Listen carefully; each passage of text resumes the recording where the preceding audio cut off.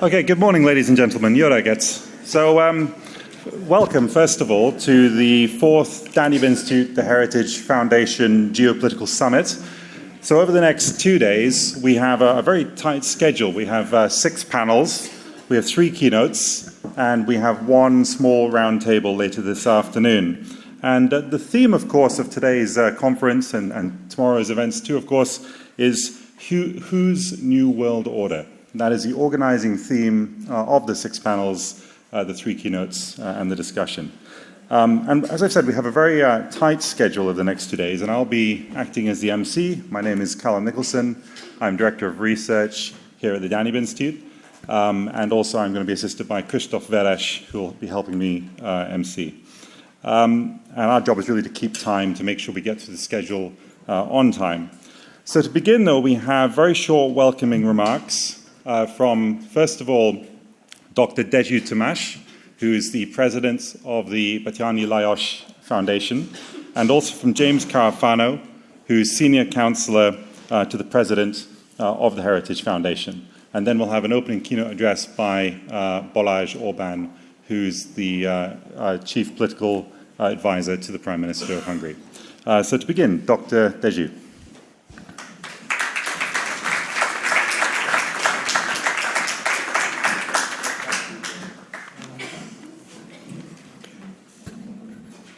There's an appointed time for everything, a time for every affair under the heavens, a time to give birth and a time to die, a time to plant and a time to uproot the plant, a time to kill and a time to heal, a time to tear down and a time to build, a time to weep and a time to laugh, a time to mourn and a time to dance, a time to scatter stones and a time to gather them, a time to embrace and a time to be far from embraces, a time to seek and a time to lose, a time to keep and a time to cast away, a time to rend and a time to sue, a time to be silent and a time to speak, a time to love and a time to hate, a time of war and a time of peace. I'm going to repeat these verses from the book of Ecclesiastes as long as hundreds of thousands of Ukrainian and Russian guys die, as long as hundreds of ethnic Hungarians, citizens of Ukraine but holding Hungary has passport as well, die, as long as there's going to be peace in Ukraine and the Near East. Ladies and gentlemen, I feel it's really a great privilege to be here and greet you on the opening ceremony of the 4th Geopolitical Summit organized by the Batthyány Foundation, the Danube Institute, and the Heritage Foundation. I would like to greet you within the historical walls of the Lónyai Villa, which is the headquarters building of the foundation. We are sitting in the middle of the Ottoman Turkish bastion built in 1683. So the place is historical. Let me greet our special guest first, Dr. Balázs Orbán, the political director of the Prime Minister of Hungary, Honorable Tony Abbott, the 28th Prime Minister of Australia, a fellow of the Danube Institute, Honorable Lord David Frost, member of the House of Lords, chief Brexit negotiator and minister of the Boris Johnson's cabinet, who's also a fellow of the Danube Institute, and Peter Starry, who is Secretary of State of the Ministry of Foreign Affairs. More than 2 years ago, in mid-February, just a few days before the Russian invasion of Ukraine, we launched this project, organized the first Geopolitical Summit. And I remember that we were sitting in my office, the 2nd floor, with James Carafano of the Heritage Foundation. And at a given moment, he told me that, okay, Tamás, we are going to organize the next Geopolitical Summit together.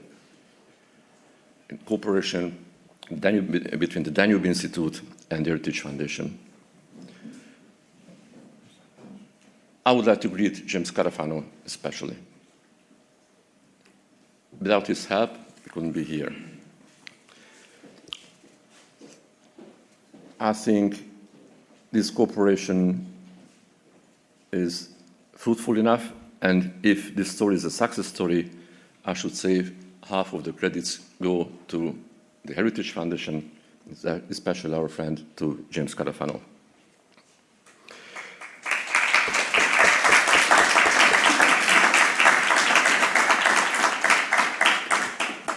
Finally, I would like to express my deepest gratitude to my colleagues at the Danube Institute.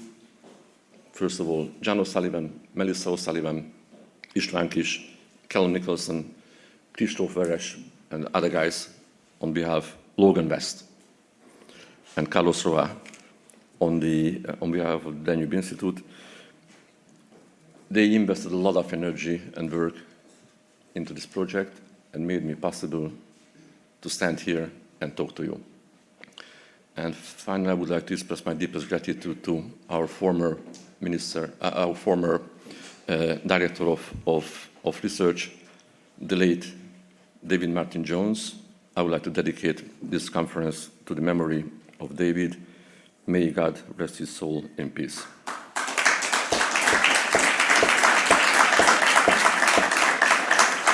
And if it's my job, I open the conference. I wish you a very pleasant stay, fruitful negotiations, discussions, and thank you very much for your attention. Enjoy your stay in the villa. Thank you very much, ladies and gentlemen.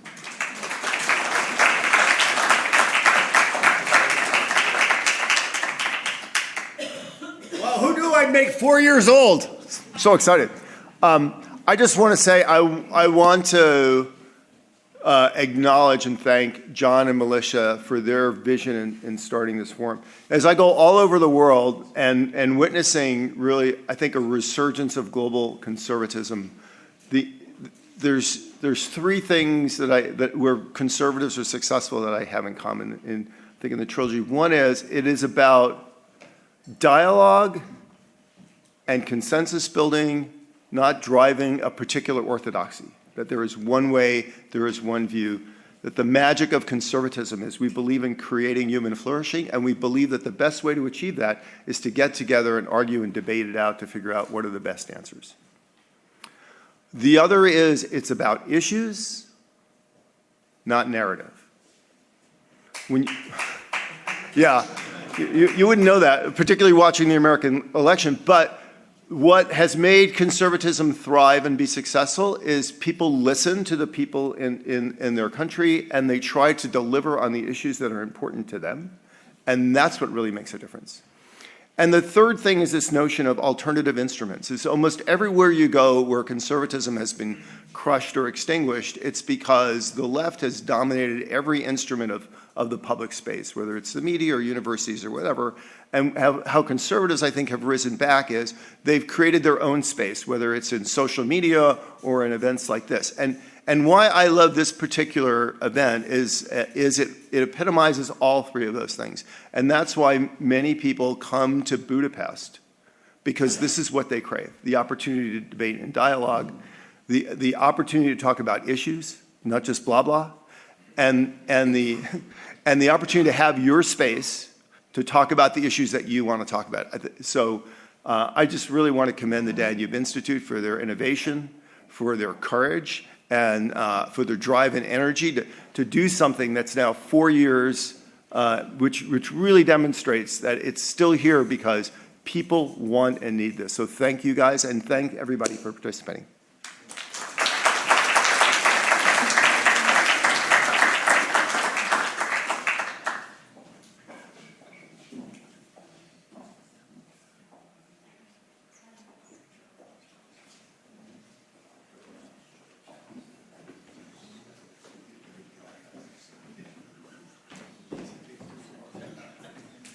Thank you, Dr. Dezső. Thank you, Mr. Carafano. So, for our keynote for the event today, we have the political director for the Hungarian Prime Minister, Balázs Orbán. Balázs.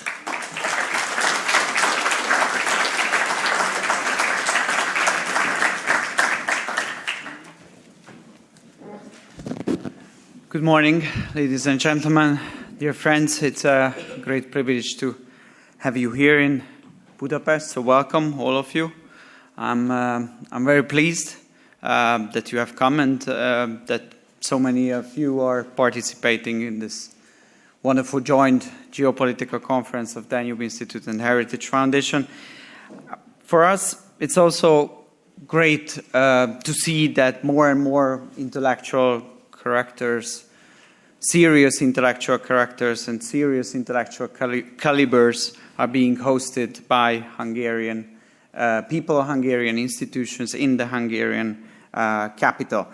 This means, I think, at least two things. First, it's worth coming to Budapest if one wants to engage high-level discussions of world affairs. The second, it means we have, as it was said by Jim and by Tamás as well, we have a lot to discuss. The world is changing faster than any times in the past decade, so we cannot afford the luxury of not thinking about the future, although conservatives sometimes like more think about the past, but this time we have to focus on future. We must constantly think about the future because much is in stake. Those who understand the future better, who have a better description, narrative, even if you prefer issue-based things, but those who have a better description or narrative of what will happen and who understand the nature of these changes will have an advantage. From this perspective, it's especially pleasing that we can discuss this issue with many American conservative friends, because the bitter truth is we conservatives were the losers of the previous liberal world order. And this is just as true for American conservatives as it is for the Hungarian conservatives. But now this liberal world order has come to an end. The new world order is coming, and we need to know what stance, what issue, what narrative, what kind of thinking, and what actions will help us to become the winners. We conservatives become winners of this new world order. What was this neoliberal world order that is now coming to an end? The basic idea, according to my understanding, of this liberal world order, or neoliberal world order, as we say it in Hungarian, was that with the end of the Cold War, history itself had ended, and the end of history was actually liberal.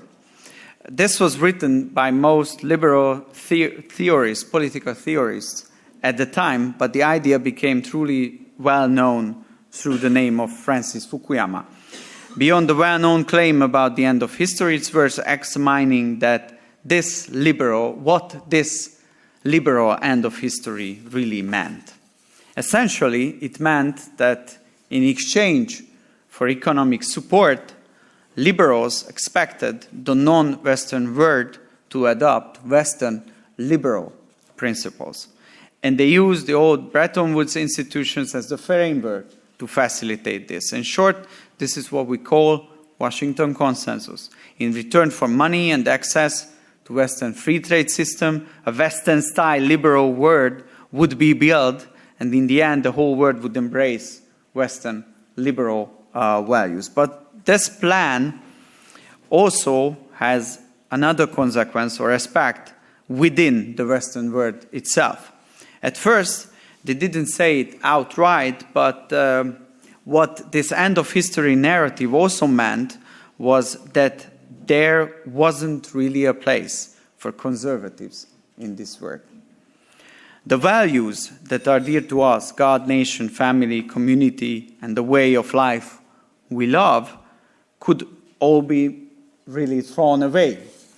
At a certain point, we found ourselves in a situation where anyone who still holds on to these values is pushed into a public reservation. The fate of conservatives in the world dominated by liberals could be confined to a public reservation. But the liberal world order has now failed. Politically, it has turned the rest of the world against the West.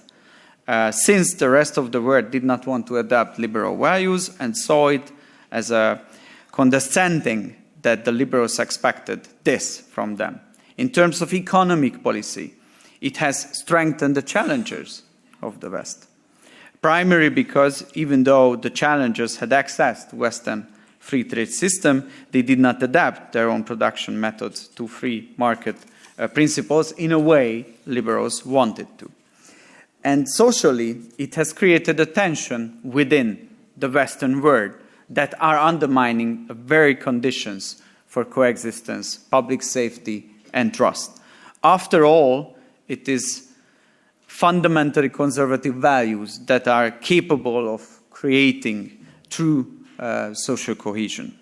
This is why the liberal world order, as understood by the liberals, is no longer sustainable. So, dear friends, I often refer to this new world order, although it is under still serious discussion, even among Hungarian intellectuals as well, this new world order ahead of us as the age of sovereignty. The essence of this is that there are several major power centers in the world, and cooperation based on mutual benefits is needed between them. No single bloc will be strong enough to dominate all the others, and the whole world has an interest in ensuring that no bloc even attempts such a thing, because any such attempt would lead to armed conflict, suffering of millions, economic decline, and the breakdown of social fabric. We are facing a weird order based on balance of power, traditionally very realist approach. And this is a good news. I think this is a good news for us, conservatives. We need to follow realist principles, which is precisely where our strength lies. As I see it, there are three main points around which we should organize our actions in this new so-called sovereigntist age or sovereign world order. The first and most important is that we must put an end to wars driven by ideology and be capable of creating peace and maintaining peace. Today we see that progressive liberals are on the side of the war, especially in the case of Russian-Ukrainian conflict, where they argue for the continuation of the war, even though when we count the losses on both sides, more than 500,000 people have already died, actually senselessly. Ukraine has lost more territory than before, its economy is on the brink of collapse, and there is a daily risk of escalation even towards the Third World War. Meanwhile, Europe is only losing economically due to the war. And the war only strengthened the challengers of USA, providing them a good opportunity to increase their cooperation. We Hungarians have been saying for 2.5 years that peace must be made as soon as possible. For this, liberals say all kinds of things about us. But by now, it has become clear that we were right all along. There is a need for peace in the Russia-Ukraine war. We also know why and how peace must be achieved.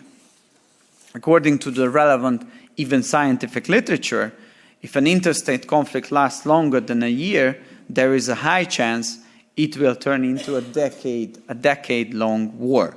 In other words, the war must be stopped because the conditions for peace are worsening day by day and the war will remain a burden on us.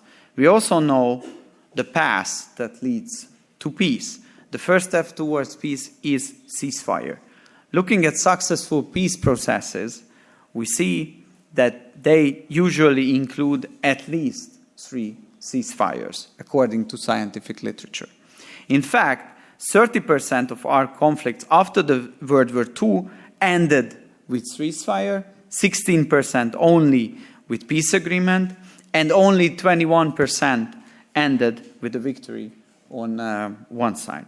We also know what we risk without ceasefire. High-intensity conflicts without peace negotiations are among the bloodiest. We see that 33% of armed conflicts either turned into a frozen conflict or escalated into even bloodier wars. Moreover, we must not forget that the current conflict is in Europe. European conflicts are typically resolved with the help of third-party mediators. This shows that we Europeans and Americans have a responsibility in creating peace. We must take on the role of mediators and work to bring this conflict to an end as soon as possible. We must not believe those voices that say it's wrong to sit at the negotiation table without a concrete peace plan. The literature on peace agreements shows that the specific details of peace are usually worked out during the negotiation process. An example of this is the Vietnam War, where both sides continuously used a mix of power, politics, and concessions. At the beginning of the negotiations, neither side knew exactly what they would agree on within 4 years. If they had insisted on a concrete plan, it would have only made peace harder to achieve. So the first rule of sovereignty-based world order is that we must know how to create and how to sustain peace. Besides peace, there is another principle worth following in a world order based on sovereignty. The second rule is this: economic decisions should not be based on ideology. A sovereign world order has only one guiding principle when it comes to economy, and that principle is national interest. This is difficult because it's different for every nation, as it was said by Jim and mentioned partly by Tamás as well. For our American friends, for example, we see that many American companies had moved to non-Western parts of the world because of the liberal globalist ideology. In practice, this means these companies had offshored around 2 million jobs, 2 million Americans' jobs. As a result, USA has lost important industrial capacities, and an average Americans has lost their job. So it's natural and understandable if our American friends are thinking about bringing these jobs back home based on their national interest. For us Hungarians, the story is a bit different. We need to strive for economic neutrality. This means we cannot be selective about who wants to invest in Hungary. We cannot choose what kind of technology to use. We need to focus on which investment, technologies, and industries serve Hungarian interests the best. This is what economic neutrality means, avoiding turning economic decisions into ideological matters. And the third rule of a sovereign world order is this: we must not abandon the traditional values that create social cohesion. I believe this is the point where we conservatives we are needed more than ever. For the past 35 years, liberals have systematically dismantled the state's ability to represent and support traditional values in public life. The era has come to an end. Otherwise, our societies will weaken to the point where we won't be able to compete with other parts of the world, and then we will have serious geopolitical challenges. I can say with due modesty that in Hungary, and Hungary has successfully taken on the fight on these fronts. First, we must put an end on uncontrolled mass and illegal migration. Migration is not a solution, either demographic or labor problems. Migration reduces public safety, undermines people's trust in each other and in the institutions. This is why demographic issues must be addressed not through migration, but through extensive family policies that support starting families from traditional couples and having children.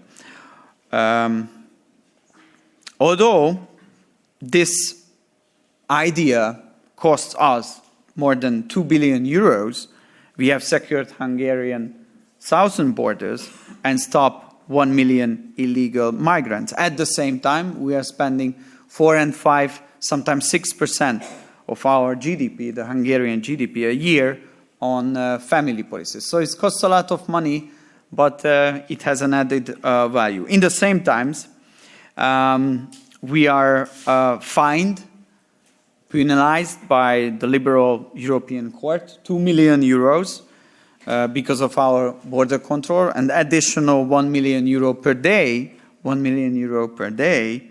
until we change the regulation and until we let the migrants in, but they cannot convince Hungary to do so. We also learn from our American friends, so it's not just that the Americans are learning from a Hungarian experience, but we're also learning American friends. So what we will do is that if Brussels wants to have migrants, then they will get them. So we will take all our migrants to a bus and take them to Brussels. Thank you. So I think this is as a concrete example of valuable American-Hungarian intellectual exchange. Similarly,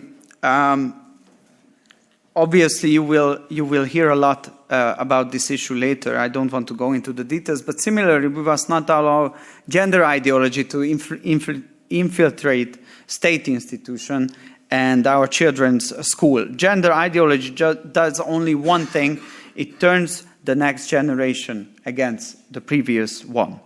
Therefore, we have implemented strict child protection laws to maintain social cohesion. The state protects the parents' right to determine how they want to raise their children. Finally, we must fight against, I would call it, any imperialist ideology that seeks to erase nations and replace them with a centrally controlled political power that wants to homogenize the world. We work within our own narrow political sphere for this purpose. We fight within the European Union institutions, for example, the European Parliament, as you all know, where, along with our allies, now we are the third largest force. We believe that every nation, every human community can only succeed if they are allowed to live by their own rules. So, ladies and gentlemen, we are living significant times, great changes lie ahead. That's why it's not exaggeration to say that the stakes of the US presidential elections, for us as well, have never been higher. The leading power of the Western world need to be led by those who really understand global changes.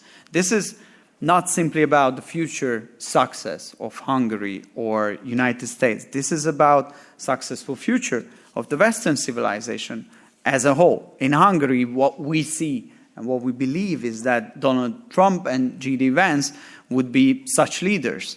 Of course, we know that the interest of two countries like the US and Hungary cannot perfectly align, but it has already been proven that we are capable of having a dialogue. We know how to make deals. And they are also able to make deals, and they are able to pursue predictable policies that are attractive to partners and allies. And we know that they are made of the right stuff to face the challenges of this new sovereign world order. To understand how to navigate through stormy seas, they seek peace, not war. They aim to implement economic policies based on national interest, not ideologies.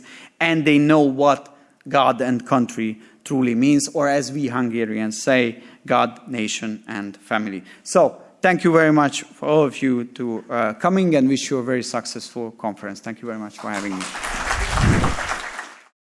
I'm Christoph Veres, International Director of the Danube Institute, and it's my honor and privilege to introduce the first panel discussion of the 4th Geopolitical Summit, Democracy 2024, Whose Democracy, What Rules? The panel is going to be moderated by Callum Nicholson, Research Director of the Danube Institute, and I will leave it to him to introduce the rest of the panel. Thank you.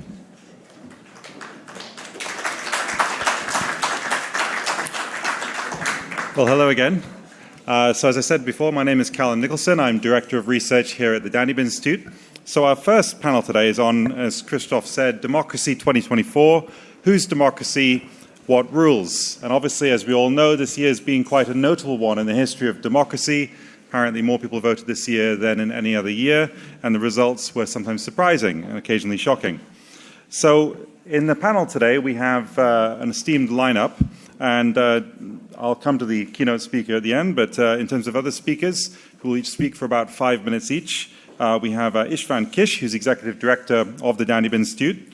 We have John Fund, a columnist at National Affairs and also National Review and a contributor on Fox News.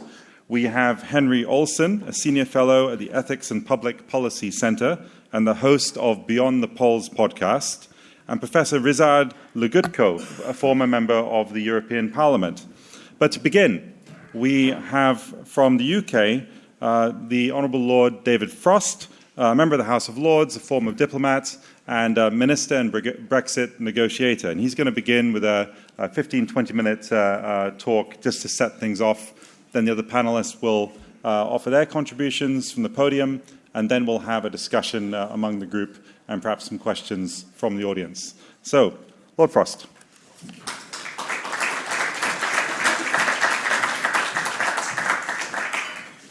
Thank you very much, Callum. Thank you, everybody, for coming. Thank you to the Institute. Thank you, Dr. Dezső, for his words of welcome. I want to begin this discussion by by setting the scene and answering three broad questions that are implicit in the notes we got. First question, is Western democracy actually in reasonable health? Second question, what are the prospects for the ideas of the right, for conservatism in the democratic marketplace? And finally and briefly, what do the answers to these questions mean for world order? So straight on, as we're pressed for time, with the first question. Is Western democracy in reasonable health? Now, a lot of people think it isn't. I'm actually slightly countercultural on this, and I think it is working reasonably well. It is functioning. It is meaningful. It isn't controlled, as a lot of people think that it might be. But I do think there are two big qualifiers to that judgment that I'll come on to shortly. I do think generally Western democratic mechanisms are working remarkably well, considering the pressures they're under. Obviously, every country is different, but people are not shut out of the process. Elections take place pretty freely. Ideas are to some extent debated, and results, by and large, are honoured. And in my own country, obviously, as I look back over the last decade, we had a traumatic referendum on the EU, which was the result of which was, in the end, honoured. And much more recently, obviously, the governing party in the UK has taken a massive kicking, and in my view, quite a deserved one, for its failures over the last few years since Brexit. So I think democracy happens, it delivers results, it is in reasonable health. But I do, as I say, have two major areas of concern. And there are two trends which I think are taking things in a less satisfactory direction. Now, the first thing that worries me is the significant constraints on free speech in many of our societies. And maybe this is, at the moment, though perhaps this is changing, maybe this is more an Anglosphere than a European one, though that's obviously a huge generalisation. And I personally believe that the constraints on free speech are themselves the consequences of the growth of collectivism, political collectivism, the increasing acceptance that it's reasonable for governments to set political, social, economic goals for all of society, all individuals within it, and expect people to go along with them, at least in their public lives.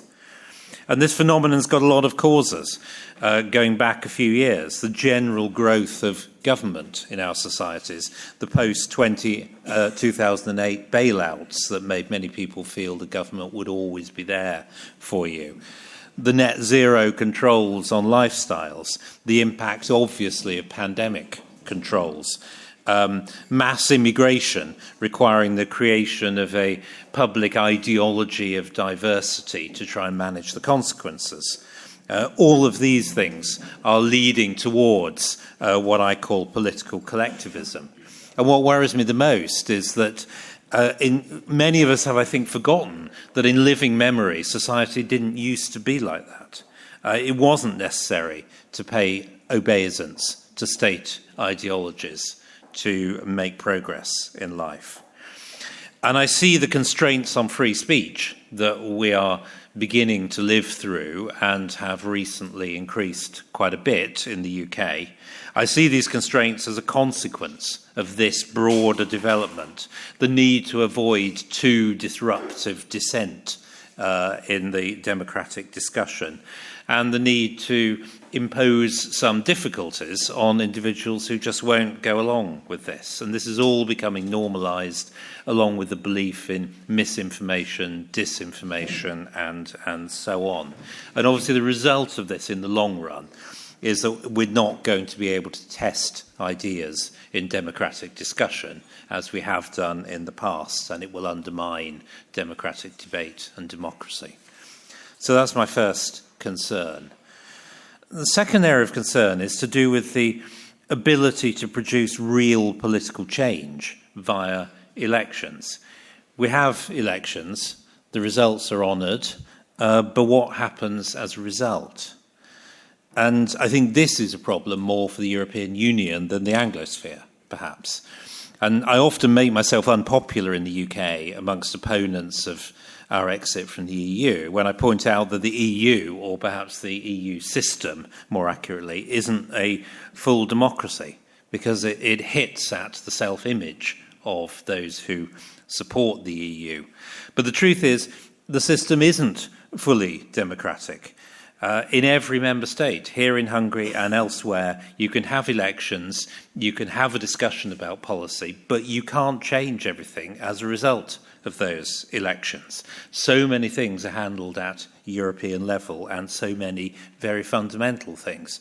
You can only change them if you can assemble cross-European coalitions to get these things changed in Brussels. And that's extremely difficult. In practice, it's very rarely possible to do that. And we've just seen, as a result of the fallout from the European Parliament elections, just how difficult that is in practice to get things to change. So the EU has, in my view, this sort of semi-permanent governing class whose worldview goes into immutable laws, essentially immutable laws, that shape the member states. And you in Hungary know that, Poland knew that, we knew that, Ireland's beginning to learn that, and maybe France and Germany are also beginning to realise what these constraints do to them in practice. Now, the consequence of this, of course, is to set up conflict. If national governments want to reflect the views of their people, and those views are not in line with the European norms and laws, then you're setting up a conflict with Brussels. And at the moment, the EU system has no real way of accommodating this. And what we're finding in different ways in different countries is that voters are moving from the old parties to the challenger populist parties who do want to change things. That is difficult to make happen in the EU system. As I say, at the moment, it's got no way of accommodating this at the moment, and I think the system is getting worse, not better. Now, every member state in the EU has got to decide whether it's happy with that, and ultimately, I guess the choice is whether you integrate further at European level, try and create some sort of European demos and legitimacy at that level, or whether you decentralise once again and give powers back to member states so more change can be happen at that level. At the moment, it seems to me, Europeans are sort of muddling along and failing to face this choice, and it's having all sorts of harmful consequences in the connection between the voter, the political parties, and the outcomes of elections that, in the long run, are going to be quite damaging. So much for my first point. What are the prospects for the ideas of the right, then, in democracy? Are we seeing, as Dr. Orbán just said, are we seeing a resurgence of global conservatism? And Dr. Carafano suggested this as well. Now, answering that question depends on what you mean by the right and what you mean by right-wing politics. And in my view, there are two aspects in this. The first of those aspects is the political and social aspect of right-wing politics, the politics of culture, of social conservatism, the politics of the nation-state cultural identity, what Dr. Orbán just called the, quote, traditional values that support conservatism. Now, obviously, in the past, some of those values have had a place in left-wing politics as well, but increasingly less so, as left-wing politics buys increasingly into cultural diversity, globalism, and the dissolution of the nation-state. Now, what I see around the West is that although many Western voters pay lip service to those sort of liberal ideas, in fact, they don't really like the consequences of them. And because of the pressures of mass migration, their social consequences, liberalising trends in society, we're seeing a reaction. And we are seeing a pushback to the politics of the nation, of identity, of social conservatism, maybe even the return of Christianity in some form into Western politics. So here I'm positive, because there seems to me a trend broadly visible across the West. And it is an important one because, in my view, the democratic, culturally meaningful nation-state is, in my view, the best way humanity has found to manage its political affairs in a way that accommodates dissent and disagreement within the agreed framework. And, in fact, I would go so far as to say there's no way back for the West without a recovery of its component nations and cultural identities. So that aspect is good. The other aspect is, of course, the economic aspect.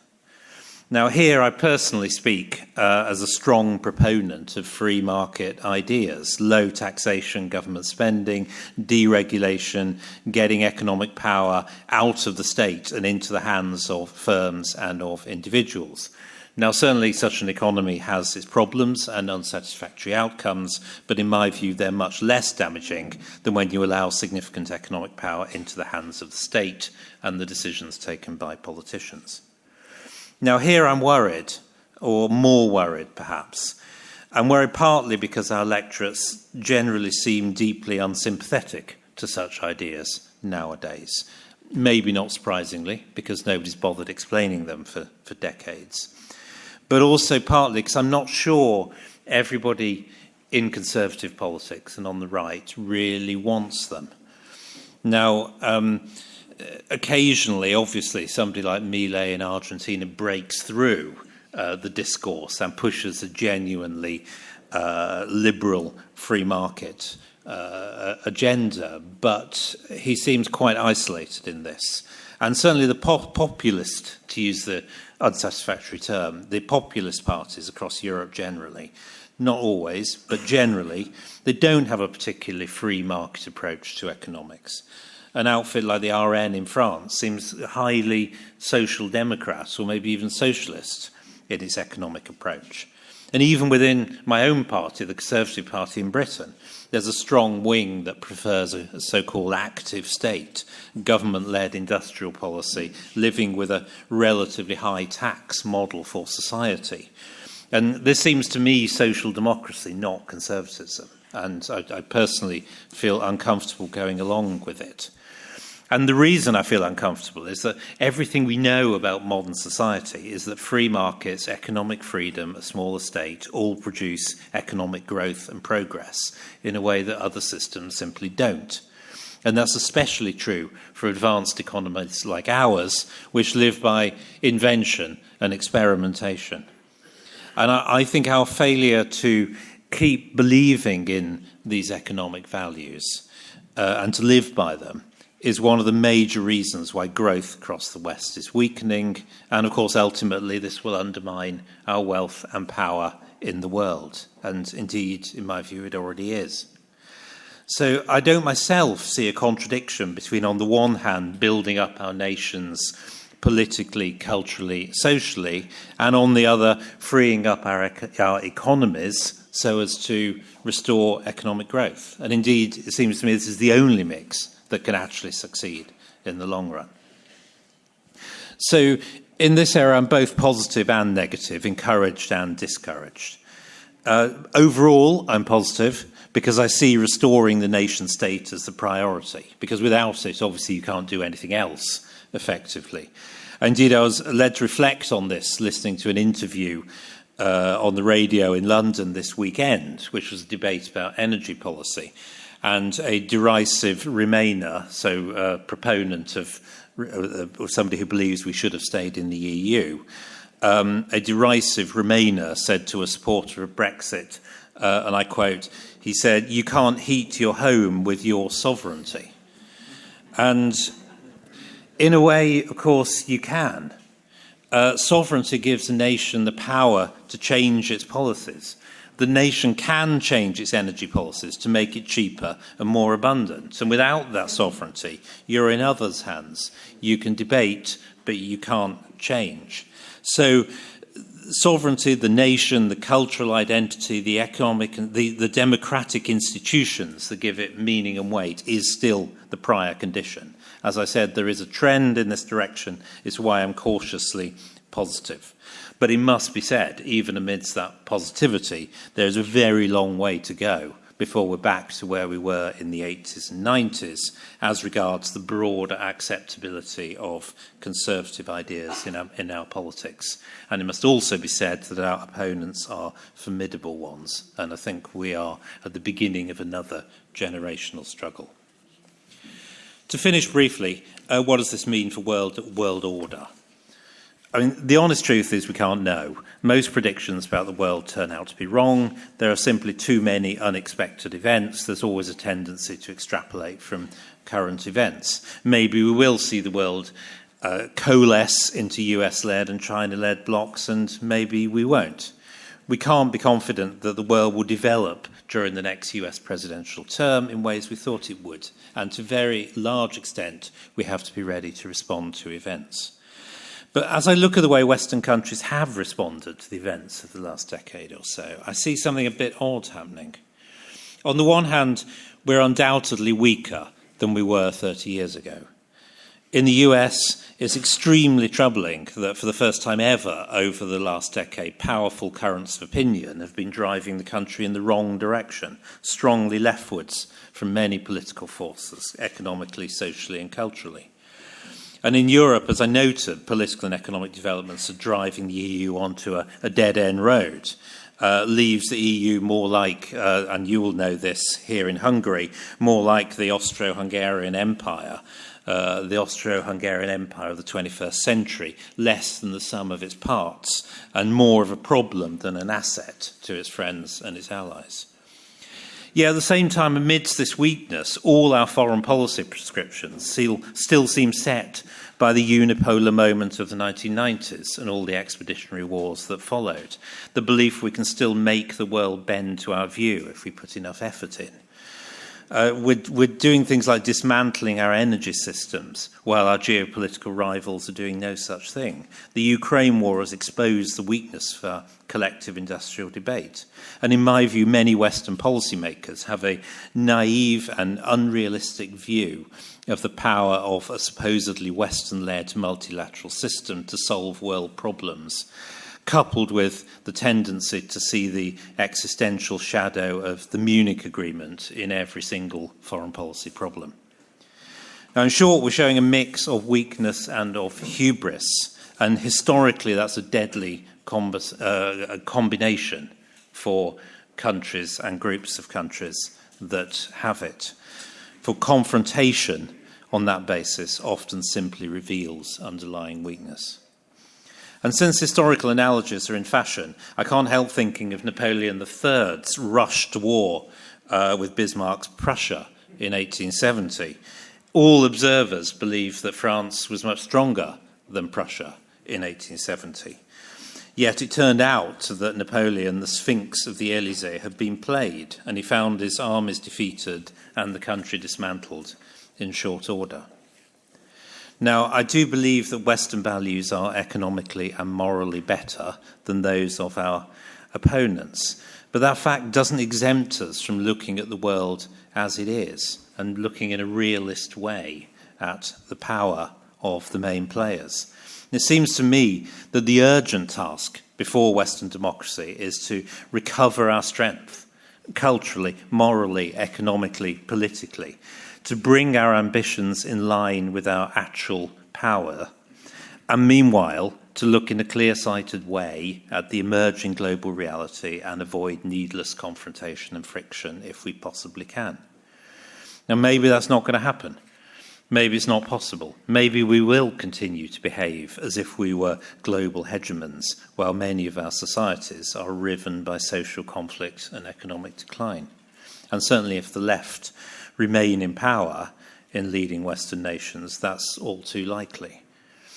I believe, to conclude, it's the task of politicians on the right to get real about all of this, to look clearly at the world, and to win as a priority, to win the argument in our own countries for rebuilding our nations, for economic growth, for freedom, for democracy, and for a foreign policy that's in line with our real, actual capabilities. We may or may not succeed, but I think it is our job as Conservatives to make the effort. Thank you very much.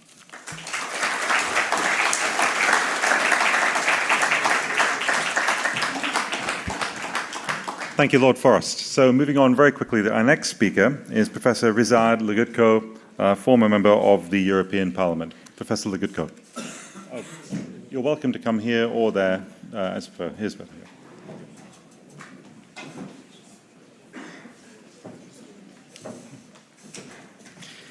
Good morning. Thank you for the invitation.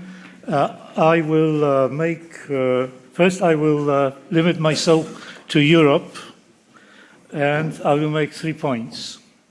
The first point is that the EU is still strong and will continue to be strong for some time. The left liberal coalition has managed to stay in power, even increase its influence. As you know, the EPP has managed to install Ursula von der Leyen as the Commission President, and they needed the support of the left, and they had its support, and by this they further entangled themselves in the links with the left. Without the support of the left, Ursula von der Leyen would not have been elected. So we have the reassertion of the leftist control of the European institution. That's point number one. Point number two, what about the countries outside the mainstream? They do not count, or usually they are not counted among the liberal left parties. Are they conservative? And what is their position now? Are they conservative? Well, they are and they are not. If you look at the Conservative Party in Britain, you know that the Conservative Party in Britain has been conservative by name only for some time. For a number of years, I was in the same group with the Tories in the European Parliament, and I could see how those few conservative deputies from the Great Britain were marginalized. And wokeism and political correctness did not diminish under the Conservative government. And after the Brexit, the situation did not improve. It even worsened. So what's left? What makes the identity of the so-called conservative parties nowadays? Mostly is the ideas of sovereignty and immigration. And both ideas are sound, of course, but somehow in practice they do not make much of a difference. As far as immigration is concerned, the milk has been already spilled.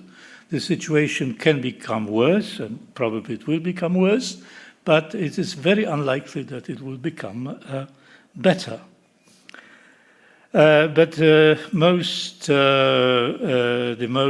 I think, striking fact is that the moral content has been conspicuously absent in the agenda of the so-called liberal parties, like family, marriage, religion, education, personal responsibility. The moral issues that have that the left has made one of the most destructive bulldozers of the fabric, that ruin the fabric of the modern society. On that point, on the moral issues, the conservative parties have been sadly timid, meek, or whatever you call it. Perhaps deep down at heart, most of the conservative politicians are not conservative at all. They do not really care much about it, or they do not find it a good political ammunition. So that's why, probably that's one of the reasons why their reaction towards wokeism and generally the progressive ideology is so weak. And that is why I believe that leaving the EU, as the case of Great Britain shows, does not necessarily or will not necessarily solve the problems that we are facing in today's societies. To quote one of the characters of Samuel Beckett's play, "I've seen the enemy and they is us." And the third point is there are three options, as I see, for the conservative parties. First, accommodation, then opposition, and the third one is playing games. If you take Italy and the Conservative Party in Italy, Fratelli d'Italia, it is, I believe, a conservative party, but the government, the Italian government, led by the Conservative Party, has very little room for maneuver and actually has lost a battle. You know, has lost a battle over Ursula von der Leyen.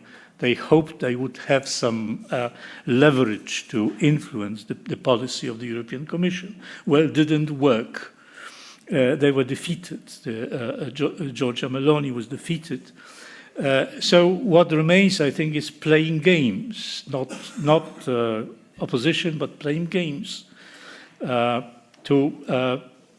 in order to make a difference in the policies of the European institutions. This playing games so far hasn't worked. Whether it will end up in accommodation, I don't know. But anyway, I think this weakness undermines and partly thwarts the plans to restrict the EU ambitions and to regain some chunks of sovereignty. So in the foreseeable future, I do not see any government that will conduct its policy to change the EU into, or transform the EU into a workable platform of cooperation. Rather, I think, and it refers both to the big guys and to the junior sort of partners within the EU, that the tendency will be to try to get inside, use the existing power, because there is so much power in the EU, to use this existing power to advance their own interests or to try to influence the politics. But eventually, at least in the foreseeable future, eventually, I'm afraid, it will mean accommodation. So as I can predict, which is always a risky enterprise, as I can predict the next 5 years, it will be a continuation of the same. We will have more of the same, but still, because this is very likely to happen, we have to work on some alternative coalition, political coalition, to a viable political coalition against the centralization of the EU. So far, it didn't work, let me repeat, because the centralization of the EU has been perceived to be has been perceived to be in the interest of too many political parties, political forces, including those who consider themselves or are considered by others to be conservative. Thank you.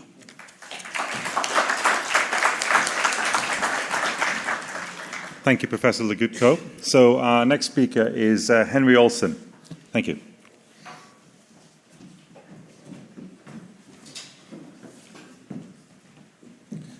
Thank you. I'd like to address the question of how does this conservative intellectual movement obtain political power? And it's the prerequisite for the implementation of our ideas and for the implementation of changing society. We live in democratic societies. Our path to that political power must therefore run through the electoral process. And we must put together majorities or near majorities that share conservative values.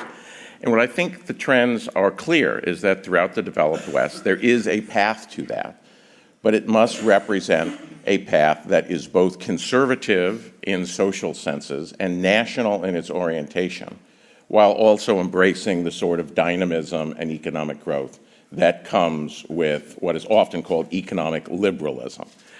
I think that what we have here in Hungary is an excellent example of that. That is effectively what Fidesz has managed to do, is express the Hungarianness of the people and social values shared by the Hungarian people, while also embracing a dynamic, privately led economy with appropriate interventions to ensure that this growth is equally shared, and with appropriate interventions to ensure that social conservative values are not unduly affected or undermined by the growth and the change that dynamism naturally produces. Why is it so difficult to achieve this? We see many conservative parties in decline. We see many conservative parties and figures in denial about this. We see many conservative figures wondering, how do we deal with this populist element? And I think to understand that, you have to go back to why the confusion exists, which is to say that in the classic era of Western politics, economic liberalism and social conservatism were largely shared by the same group of people. That throughout the developed world, most center-right or conservative parties rested on a class-based distinction where people who were educated and successful tended to the right and people who did not tended to the left. What has happened in the last 25 years is that the people who are economically successful increasingly no longer share social conservative values.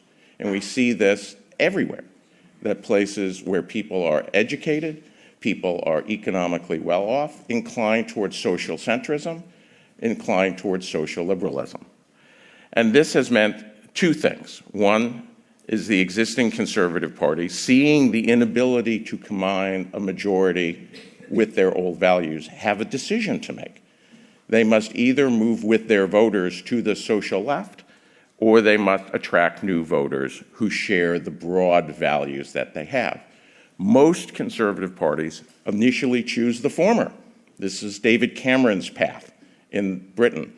This was largely the French path. This is Merkel's path. In effect, what you become if you're successful is the right wing of the left. But in majoritarian systems, this creates defeat because your socially conservative element won't go along with you. This is what drives the split in the British Conservative Party over Brexit. This is what drives the rise of populist parties in proportional representation system. In the United States, this is what drives MAGA and Trumpism, the unwillingness of people who have various forms of social conservative values to go along with their elites' attempt to recreate a class-based coalition. The best way to see this politically is the evolution of the British Conservative Party and its demise electorally in the last election, which is that traditionally British pollsters look at education and social class with what they call AB as the highest and DE as the lowest. For decades, the British Conservative Party had a slope like this. It would go up or down depending whether they won, but it would always be highest among the elites and lowest among the people who are least disadvantaged. After Cameron, after the split, what begins to happen is this.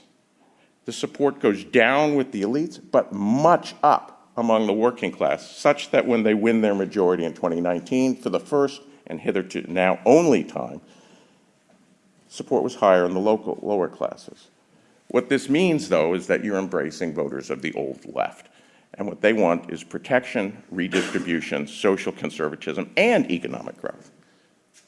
If you can accept that, then you have what we have in India with the BJP. Then we have what we have in Japan with the Liberal Democratic Party. Then we have what you have here in Hungary with Fidesz. We have what Meloni is trying to accomplish in Italy. We have what Netanyahu has accomplished in a proportional representation system in Israel.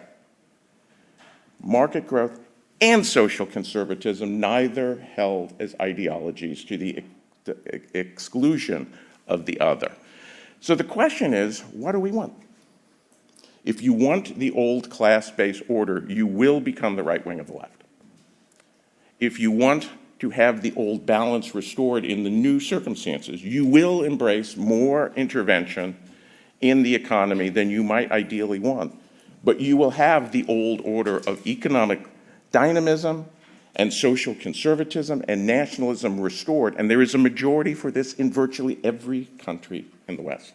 We will see this in Canada next year when Pierre Poilievre will win the election with the highest share of the vote since 1957 for any center-right party, because he has combined nationalism and markets and redistribution. That is the secret of the way forward. And the faster we learn this lesson, the faster we will overturn the globalist, neoliberal, secular, destabilizing consensus that is putting our future in threat.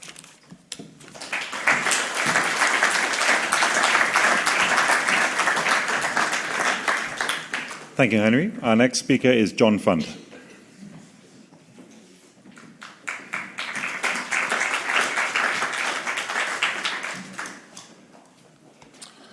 Henry Olsen is not 100% right, but he is 100% indispensable, and I commend his work to you.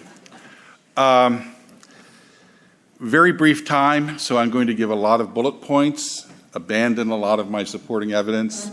You can talk to me afterwards if you're unsatisfied. I'm going to try to answer Lord Frost's question, which is, how well is democracy doing?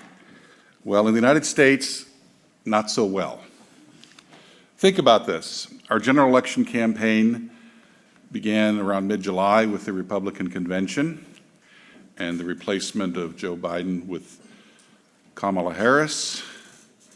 In those 2 months, Kamala Harris has sat for 2 one-on-one interviews with any member of the press. 2. And at the same time, Donald Trump has had 2 assassination attempts on him. This is not a healthy sign in either party. So, here's one of the problems that we've developed in the United States. We've discussed earlier, and probably will discuss in this conference, the lack of transparency and openness and democratic processes in the EU. America has always been terribly flawed in many of these areas, but we have made a good faith effort to be more transparent, more open, less dishonest and calculating in our politics for some. I fear that may be changing, in part because of the constraints on free speech that Lord Frost mentioned. There's an active wing of the American political spectrum now that believes censorship is a good thing, our First Amendment is outmoded, and we have to suppress unpopular views because they are dangerous. Well, here's a problem with that. You cannot have fully informed elections without a fully informed electorate. And if you deny them information, if you conceal information, if you intimidate people from giving you information, you're going to have less of a democracy and more of a rule by elites. This is not healthy for democracy. Let me just give you 3 examples this year of how we are becoming more impoverished in our information and transparency.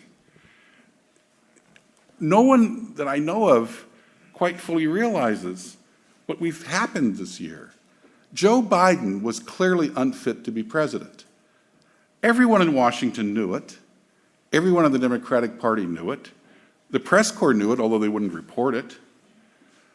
And he was allowed to take the nomination basically by brute force, crushing his opponent, Dean Phillips, throwing him off ballots, manipulating the system, suborning the Democratic National Committee to his will, and seize the nomination. And if it had not been for the tactical mistake in order to satisfy his donors' doubts of holding an early debate in June, 3 months before debates are ever held, Joe Biden would still be the Democratic presidential candidate and would be terribly enfeebled, and if he had won in November, would have, I think, precipitated the constitutional crisis. There was, in short, a cover-up inside the White House, and the existing power structure in the Washington allowed it to happen. One example out of a dozen. His physician, Dr. Kevin O'Connor, who was compromised by having tried to have business dealings with, shall we say, the extended Biden family of James Biden and Hunter Biden and all of that, a compromised physician, issued a 1-page release on the president's physical condition in February after he examined him, and reported the president was perfectly fine in every respect. He did not mention, and in fact, he did not conduct any cognitive tests whatsoever, and he refused to answer any reporter's questions, then or now. The White House press secretary was asked, well, how do you know he is cognitively effective when he didn't get a cognitive test? And the press secretary's response was, the president reports to work every day. That is his cognitive test. I'm not making this up. So that was a complete cover-up and could have had disastrous results, and perhaps has had disastrous results that we don't even realize yet. We can ask the Ukrainians and the Israelis and others later, perhaps what the consequences of that may have been in these last few months. Second, as soon as he was ousted, removed by Nancy Pelosi and company,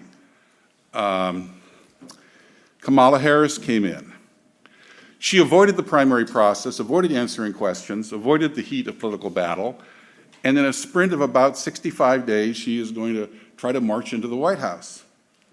Without anyone knowing what she really believes or understanding why she has changed her position from a far-left senator to supposedly the politics of joy now, and we're not supposed to ask any questions.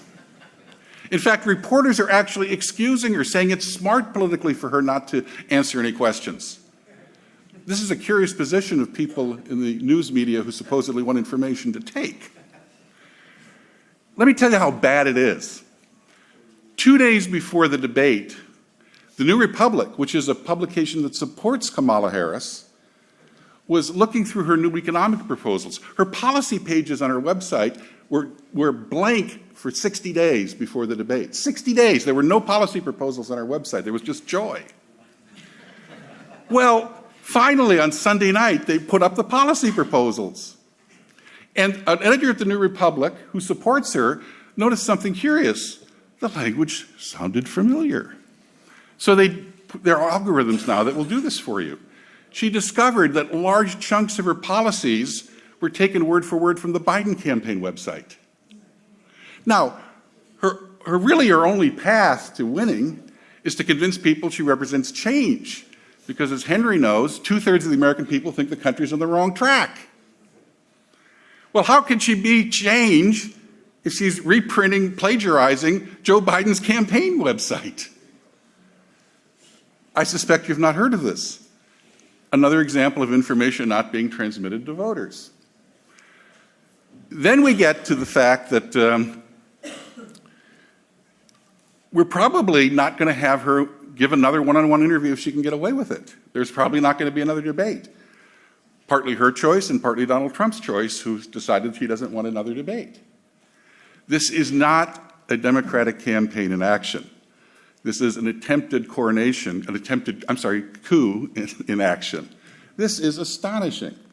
And by the way, this is a bipartisan problem.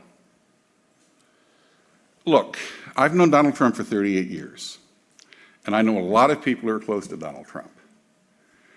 It is no secret among them, or even his campaign staffers, if you talk to them, that he has slowed down, and he is 78 years old, and the attention span is not what it used to be. And there has been some, shall we say, unusual behavior of late. I give you the debate, meow, and a few other things. Look, I, of course, am not a physician, but I do see anomalies here. There are many friends of Donald Trump who believe it is possible that he suffers from post-traumatic stress syndrome from the shooting in July, where the bullet whizzed and hit his ear. In fact, Trump has in interviews said, all my friends are asking if I have PTSD. And of course, my answer is no, I have no symptoms. And one of his friends was bold enough to say, well, have you had a doctor look at you and test you? And he says, well, of course not, I have no symptoms. Well, of course, that is what Trump would say, isn't it? Look, I'm simply saying Donald Trump's doctor is as opaque and obscure and just as willing to refuse to answer questions as Joe Biden's doctor was. A press corps would either demand more or discuss more about this, or even his supporters and the conservative media would discuss this more than they are. So we have three examples where democracy is not fully functioning in the sense that voters are getting access to all of the information or having all of their questions answered. So what does this mean? Well, to be blunt, what it means for Hungary is this. I believe there is no more than a 50% chance that Donald Trump will be elected president. I suspect the people in this room wish that to happen, and I certainly do not want Kamala Harris to be president. I can guarantee you that. I'm from the San Francisco Bay Area, as Henry is. I actually know her personally. You could walk through her deepest thoughts and not get your ankles wet. However, if she wins, let me be quite honest. Democratic administrations have long had a history of, shall we say, beating up on countries that they want to make poster childs for bad behavior. And from the days of Jimmy Carter, I can go through a list until this day. Franco's Spain, South Africa, Pinochet's Chile, Silvio Berlusconi's Italy. Now we're adding Israel to some extent. And of course, Hungary is, the antipathy against Hungary by Brussels is spreading to the United States. Now, your prime minister has made, I think, a reasonable bet. He's all in for Trump. I was at Mar-a-Lago. I saw he and Trump conferring over dinner on the courtyard. They had 2 days of very productive meetings. They get along great. Donald Trump name-checked Prime Minister Orbán twice during the debate. It's a reasonable bet. But if the bet does not play off, if the bet is not won, woe unto Hungary if you wish good relations with the Kamala Harris administration. They will have 2 words for you, and they're not happy birthday. Now, you can weather this, you can survive this. You don't need the United States. You would like the United States' support and cooperation, but you can survive just fine without it. But you should recognize that the storms are coming, and they may be as bad as Storm Boris in some quarters. And if that is the case, it is important that you work more closely, even more closely with your allies in the United States and in Western Europe, so that a true picture of Hungary is presented to people, and that there is an effective counter-argument from a U.S. ally about the excesses of the Harris administration. And also, that just remember that some of the criticisms of the Hungarian democracy are not entirely misplaced. There are areas where you can improve and do better. Do not look at the success of some of these tactics, especially the inability of the media to fully report. Do not look at the success of some of these tactics should Kamala Harris win as a ratification of some that sometimes happens in your country. Thank you.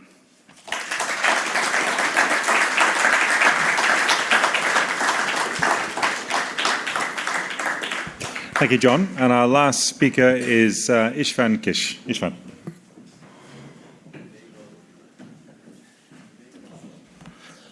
Thank you. It's a great pleasure to be with you here today. I don't want to keep you too long because we're running out of time a bit, and also because there's been much bigger minds than myself on the stage before me. The only real thing I want to kind of impart into you is one thing, really. And that one thing is that I think despite a lot of the things you hear, I think the electorate is actually shifting to the right. And I think the voter base is more on the right than a lot of people would like you to think in Europe and in America. So if you look at issues, perhaps the most obvious one is migration. You don't have a European country where the majority of the people would not like less migration and not more migration. If you look at cultural issues, I think on most of these issues, the electorate is actually more on the conservative side than on the progressive side. Very obvious example, I think, is the trans movement. I'm pretty sure if you would ask any European country, even the most liberal ones, if it's okay for 12-year-old kids to get hormones and change their gender, I'm pretty sure that over 80% of the people would say, no, that's terrible, that's not okay. I'm pretty sure that even on questions like abortion, if you would show people pictures and descriptions about what a partial birth abortion is, I think most people would say no to that. So I think we have to be kind of conscious of that and also be more brave in being conservative. So you might say that if this is the case, why don't we have more or better electoral results? My argument is that actually you have, and if you don't have them, it's because these conservative parties are actually A, not conservative, or are not following conservative policies. So to give you a couple of examples, I think if you look at the European elections, it's clear that actually conservative or right-wing parties won that election. So if you add up all the different groups from, let's say, the populist right or the far right, I don't like these terms, but for being simple, I will use them, and the centre-right parties, you have more than the majority in the European Parliament. But even elections like the British elections, so a lot of people don't know that if you look at actually the vote share, or the number of votes the Labour Party got in this election is actually less than what they got 5 years ago, which was, heralded as this catastrophic election for the Labour Party. It's because of the British system that actually now they have much more members of Parliament. It's not because they actually got more votes than they did 5 years ago. I think that's clearly showing that people were not going towards Labour. They were just disappointed with the Conservative Party, which, with all due respect to Lord Frost, I know he's a proper Conservative, but sadly some of those Conservative leaders in the UK were not following Conservative policies. Another example is France. Again, if you add up all the different right-wing parties, they have much more of the vote share than the left-wing parties. So I think there's a lot of examples which show you, even electorally, that right-wing parties are doing well. What is missing is for a lot of centre-right parties to kind of understand this and follow. There was a lot of talk about this. I think Henry Olsen mentioned this as well. I think Fidesz and increasingly the Republican Party has realized this. They have channeled in this popular will into their parties, and that's why we don't really have, let's say, populist or far right. Of course, there's a far right party here in Hungary, but it's kind of on the merge of getting into the parliament and up 5%. It's not a huge force. We don't really have a far right party in America. And that is because these parties has realized this. They realize that you have to be more conservative. You have to look at your electoral base and have to make policies which will help these people. And if that's the case, they will actually vote for you, which is happening here in Hungary, but also is happening increasingly in other parts of the world as well. So I think the problem is here now that centre-right parties are not trying. I think they are realizing this, but they are realizing this very slowly. And also, when I look at some European countries, what happened in the Netherlands, but I think what happened partly even in Sweden, where of course the Swedish Democrats are supporting the government there, but only from the outside. I think it's shameful that a lot of these centre-right parties would still look at parties, the Green parties, the Socialists, to make coalition instead of choosing so-called populist right. I think that's a terrible mistake, and I think the electorate's going to punish them. Of course, if they are not doing that, because actually they will implement some of these policies and turn to the right, cut back on migration, get rid of some of the crazy woke policies, then perhaps that's a good course. But if they don't do that, I think they need to make pacts or more cooperation with some of these populist parties. And of course, the most obvious example, Lord Frost mentioned the European Union, the problems of democracy there. You can see that the European Parliament is actually constraining these parties. So what happened, for example, with the party group Fidesz is a member of, despite them being the third biggest group, not getting any serious positions, that's a disgrace. I mean, you're blocking out a huge chunk of the electorate. I think they actually mistreated the ECR as well, which is the fourth biggest party family. So I think that's something which the EPP and centre-right parties have to look into and make the consequences. And again, because of the changing electoral base, I think you have to make some serious conclusions. So if you want to be greener than the Greens, what sadly I think the British Conservatives try to do under Cameron, you will never succeed. You can never be more green than the Greens. Also, your voters don't want those. Your voters want to drive normal cars, not electric cars. If you're trying to catering for women PhD students, I mean, those people will never vote for you. I mean, those people you lost, most likely. I mean, I'm not saying, abandon them completely, but that is not your core electorate anymore. So I think these parties have to make these lessons, look into this, also sometimes learn from the populist right or make coalitions with the populist right, but certainly make coalitions with these more than make coalitions with Greens and Socialists. And if that will happen, I think there's a very good future for conservative parties because, as I said, if you look at most of the polls and most of the social issues, the people are actually more on the conservative side, where they are on the left-wing side, so to speak. So I think that's all. I don't want to keep you. Thank you very much.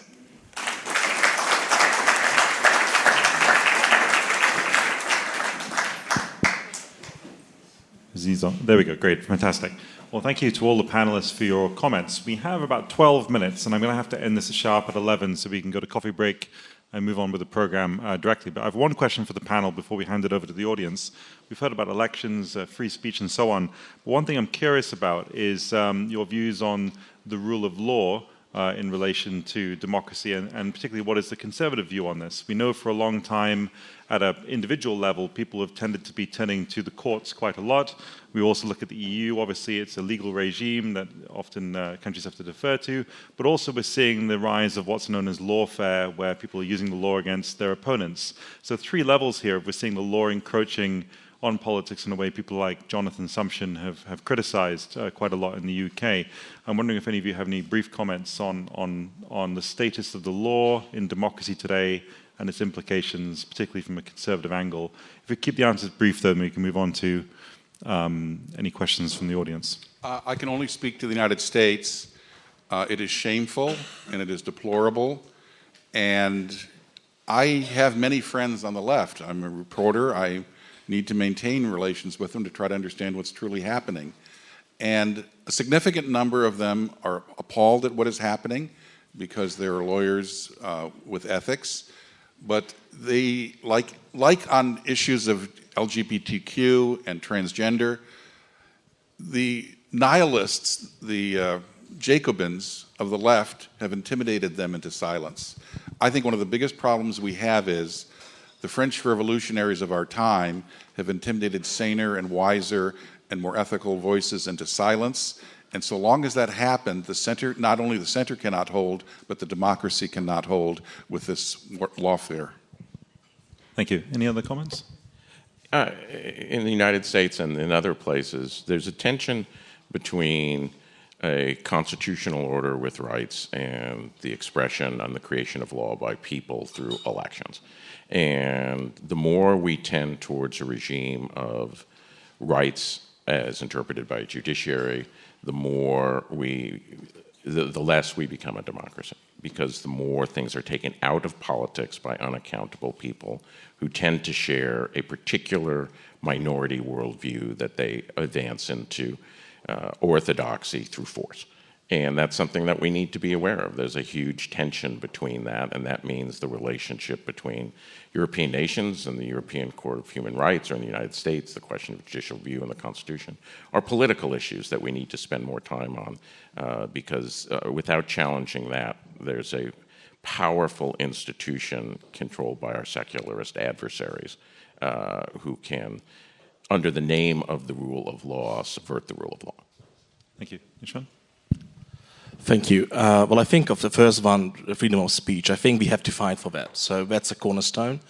And I think actually free speech is helping conservatives more than the left because they try to constrain you, have taboo issues. I mean, in some countries you cannot talk about migration, it's taboo.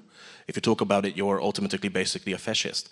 So I'm a very radical free speech person, and I think it should stay there. I mean, I think the only limitation on that is if somebody's actually spreading hate through physical violence. So let's say, random example, somebody says, I hate the Hungarians, or I don't like the Hungarians, they're terrible people. Okay. If he says that we should beat up the Hungarians or kick them out, I think that's not okay. You can do that on the courts, and I think that's a very clear case. So as long as you're just talking about things, it's okay. You can have a Stalin T-shirt, you can say Stalin was wonderful, I think you're despicable, but it's your right to talk about these things. You can be stupid. And another thing is, I think on the kind of rule of law as lawfare, I think in America you just have to vote them out, kick them out. It's fairly easy. Of course, I know it's not that easy, but at least you have a process for that. In Europe, it's far more difficult because we don't elect our judges. So I'm not sure what Europe can do, and also it's more difficult because we have the European Union, which has kind of a structure which supports very progressive judicial decisions. So for this, I have really no idea. Perhaps Professor Legutko has some, but I guess you have to you have to have your power through the European Parliament to try to change these laws. And again, of course, as everybody's doing, you have to try to put in people to the constitutional courts or Supreme Courts who follow more your ideas than progressive ideas. Of course, this might sound wrong, but the left has been doing this for a century, so if they have been doing it, I think we have to do it as well. Thank you. Thanks, István. Professor Legutko? Yeah. Well, of course, it's a huge subject, but the rule of law is a meaningless concept today for the reasons that are pretty obvious, and it's a consequence of the power structure that we have today. And in Europe, but I think in almost the entire Western world, you have the rule of what is called the mainstream parties. So whatever serves the interest of the mainstream parties is considered to be in accordance with the rule of law. You can see the European tribunals. They always support they always defend the mainstream institutions, and they always rule against the conservative parties, or what they call the populist parties. So it's considered. The courts, right? The judges, the lawyers, the law schools. Consider themselves or identify themselves as those who believe that it is their duty to defend the existing power structure and to fight the enemies, and the enemies are the populists, the conservatives, nationalists, and so on. Thank you very much. Lord Frost? Well, just very quickly, I think what we're seeing in Britain anyway is... and I guess, as with so many things, the poison went into the bloodstream with the Brexit referendum. What we're seeing is, I think, a sense that populist governments, if you like, and voters, for many people, just can't be trusted.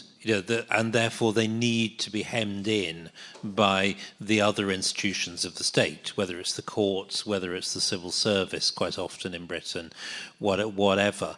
But this sense that many people have, the sense of sort of self-righteousness that we need to control people who might do dangerous and difficult and unsatisfactory things, and therefore the courts are the first recourse to that. So I think that's what's driving it. I'll be very interested to see. We've just got the first few judicial reviews against the new Labour government in Britain, so the weapon they've used being turned against them. And I'm going to be very interested to see how they play out. Do they accept the tool used against them, or do they try and constrain it in some way because of their fundamental belief that they're right and other people are wrong? Thank you. We only have 4 minutes. I think we probably only have time for one question, and Frank's had his hand up. Frank Ferretti, please go ahead. Yeah, Frank Ferretti. My question is very simple. Listening to the panel, I had the impression that some of you are a little bit embarrassed about the term populism, and it seems to me that if we adopt a very defensive posture about populism, then the left would have won. Because they control language, they control the way that things are represented. And it seems to me that people like ourselves should embrace populism for a very simple reason. While the conservative elites were playing around trying to be good boys and good girls and impress their leftist mentors, the populists were the only ones that actually kept the faith with basic conservative values. They were the ones that took the family seriously, tradition seriously, the nation seriously. They were the ones that took migration as a problem seriously, while conservatives all over Europe were playing games with their left-wing or their green counterparts. And it seems to me that unless, particularly in Europe, I think in America it's the same thing, unless we make an alliance or even see ourselves as populists, representing the ideas and the will of the people, we'll never win a proper election. We'll always be hostages to fortune. We'll always end up being isolated at the end of the day.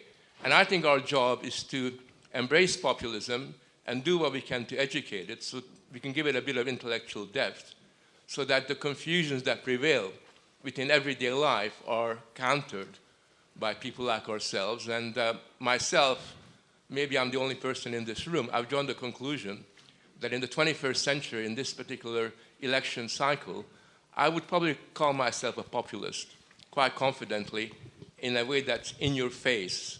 Take it or leave it, because that's the future. I think you've given a remarkably concise and articulate defense of populism, and I share it. I would just make one cautionary note. If you speak in the name of the people and you seek their support, you are looking to a lot of middle class and lower middle class people of traditional values, and those values include honesty and integrity and forthrightness. And when a new political movement arrives, it quickly attracts barnacles. In addition to a lot of sincere and hardworking people, like the people in this room, it attacks grifters.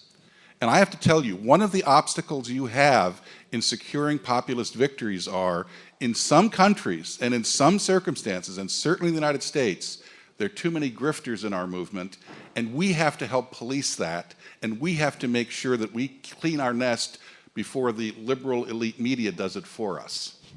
Yeah. Two minutes, final minutes. I just want to quickly say, if it was not clear from my remarks, I am a conservative and a populist. And, I noticed. And I wrote in defense of populism in 2010. In National Affairs, and I wrote in defense and argued that populism is to the 21st century what social democracy was to the 20th, and we are in the middle of a populist era, but we have to embrace it as conservatives and think of ourselves as conservative populists, not one or the other.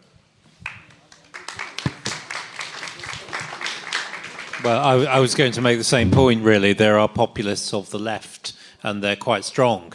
At the moment, as well as populists of the right. Yeah, exactly. So I do think it's an unsatisfactory term. I prefer conservatives, or the overlap with conservatives and populists, to populists. Very shortly, I think I was the one who said I don't like the term, and I agree with Lord Frost here. I would prefer national conservative myself. But I do agree with Frank in a sense that I think populism is good, So, I mean, what populism now means is that we follow the people and we believe in democracy. So that is basically populism, but I don't like it because the left is trying to make it something else, which is not. So I think it's kind of perverse that now we live in an age where actually the left-leaning people who always, said they care for the people, they actually don't care about the people, they don't care about the voters. They think that they know better. They think that the people are misguided because of populists, yada yada. But the whole problem is that they think they know better. They are like the communists who said, "Oh, we have this wonderful idea. We know better than the everyday people, and we will just do it. We don't care if people don't support net zero. We have to do it. It's a wonderful thing. In the end, it will just make the world better." I think that's a problem. And in this sense, I'm a populist as well. I love Andrew Jackson. I think they needed Andrew Jackson when he was president in America. But I still would go with national conservative as a term. I'm afraid we are actually out of time. So I'd just like to thank the panel for the wonderful contributions. And there's now a 15-minute coffee break. We're starting at 11:15 sharp. And the coffee's in the gallery and in the back here. Thank you. Thank you to the panelists. Michelle Watson, and she's a former strategic risk advisor at Deloitte and a senior fellow here at the Danube Institute. Michelle, take it away. Thank you.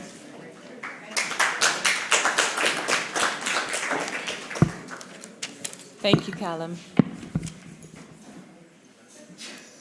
Good morning. Good morning. If you guys want to come and start to sit down, this is great. I feel like I'm talking to a skeleton crew here. So please come and sit down. We'll get started here.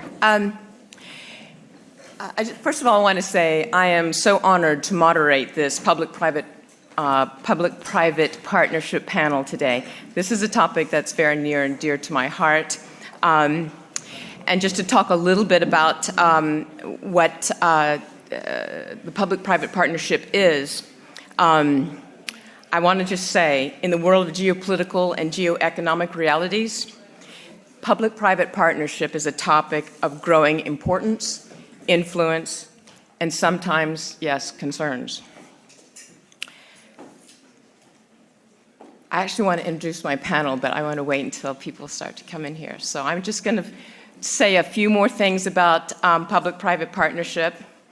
First of all, I want to define it because there's a lot of misinformation or misunderstanding is what exactly is the public-private partnership. It's really, on a high-level basis, it's businesses and governments and sometimes academia working together, yes, in partnership on issues of national security and economic security. But before, I don't want to get more into what public-private partnership is because we have been very honored by having a very august group of public-private partnership experts with us today. So I want to go ahead and give you a little introduction. Our keynote this morning is John Tsagronis. Well, when it comes to public-private partnerships, John has over 40 years' experience combined in government, business, and academia. He's one of the United States national treasures when it comes to national security policy and its implementation. He's currently Thank you. He's currently professor of statecraft and national security at the Institute of World Politics in Washington, D.C. It's also my alma mater. And he's also an adjunct professor of irregular warfare at U.S. Special Operations Command University and a former senior director of the U.S. National Security Council under President Bush 43. So with that, I am going to let John give his keynote panel, and then I will introduce the other panelists one at a time before they come and speak. Thank you.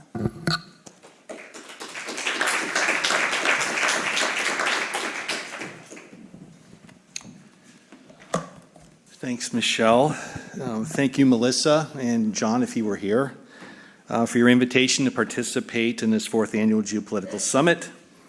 It's a pleasure to see you, to see many old friends, and to hopefully make new ones.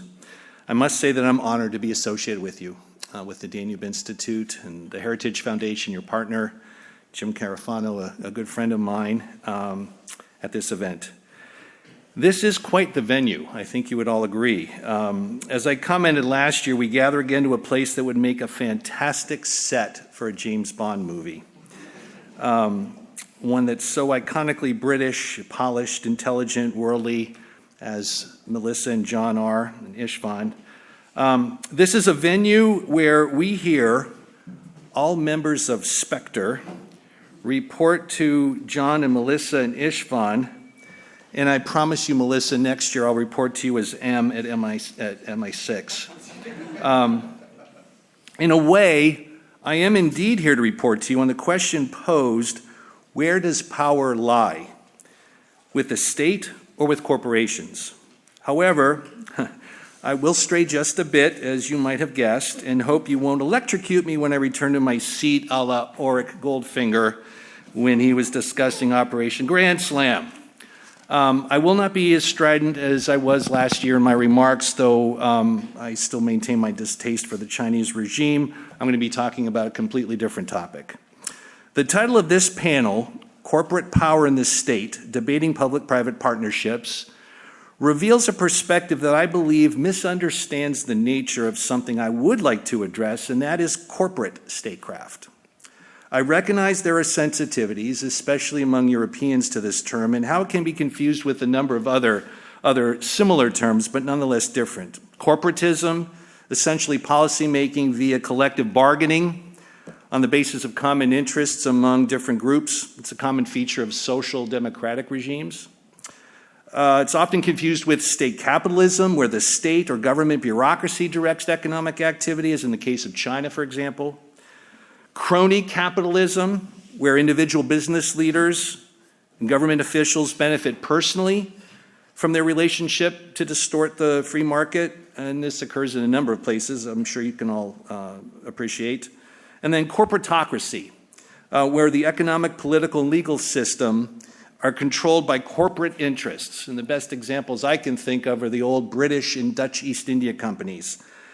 Concerns regarding corporate influence on a nation's political and social policies, such as DEI, diversity, equity, and inclusion, or ESG, environment, social governance issues, concerns are warranted, but I believe those concerns are best addressed by a nation's existing legal and regulatory regimes, overburdensome as those may be, and they should not be efforts to distort the free and open market, which I will speak to in a moment. I see corporate statecraft as something different. To me, it's an element of national power, a tool or instrument of statecraft similar to other instruments of statecraft, the military, intelligence, public diplomacy, foreign policy, managed in partnership with government in the interests of both. It is not a matter of either or, but of both. So what is it? Corporate statecraft examines the contributions, challenges, and conflicts of private sector entities in support of a nation's interests. It requires that one also understand the political challenges corporations face, both domestically and internationally, how they interact with different regimes, and cope with political instability,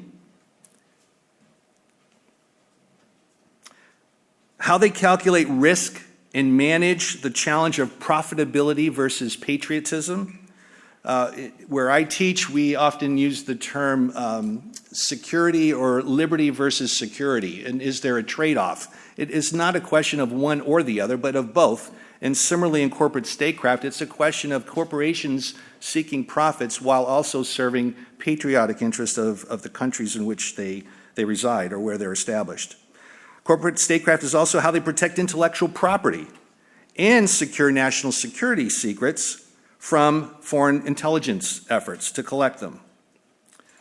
One examines corporate statecraft to understand better the details of the public-private partnership. What exactly is the nature of this partnership, and how best to manage the partnership to optimize national interests and those of its corporations. In the United States, the role of the private sector in support of U.S. national security, to say nothing of our economic policy or foreign policy, has been indispensable from the founding of our republic through the present day. Some examples. George Washington, our first president, relied on private interests to provide muskets and black powder, uniforms and tents, finance, intelligence, and yes, the French, to defeat the British and secure independence.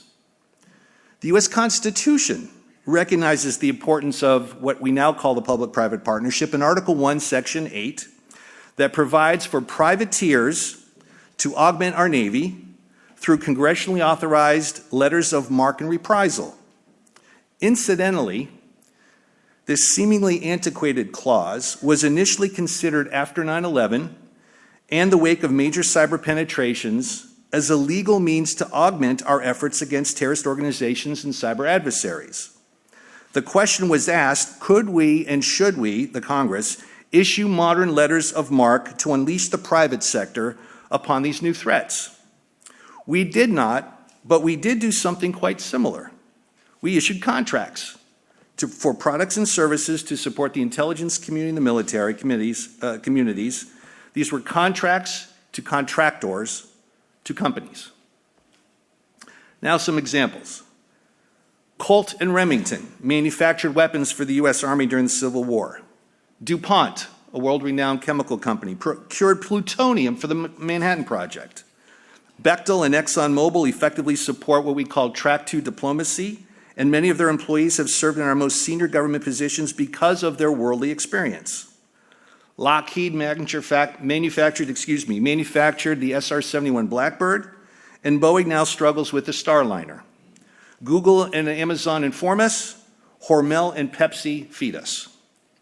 These are but a few of the examples of corporations providing products or services in the national interest, the practice of corporate statecraft that has become a cornerstone of U.S. national security in the 21st century.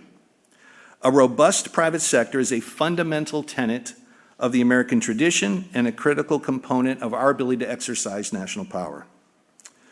But if the dependence on the private sector for our political, economic, and overall national security has grown almost exponentially since 1776, the changing nature of companies over that time, their identity, their motivations, their loyalties, those concerns have changed as well. What were once considered distinctly American companies are now multinational, no longer exclusive national champions. The consequences of this, the implications for the public-private partnership are many, and I'll give you some examples that you may be familiar with. When independent corporate business decisions have larger national security consequences. In 2004, IBM, who had manufactured a laptop called the ThinkPad, its leadership decided to sell its personal systems group and sold it for $1.3 billion.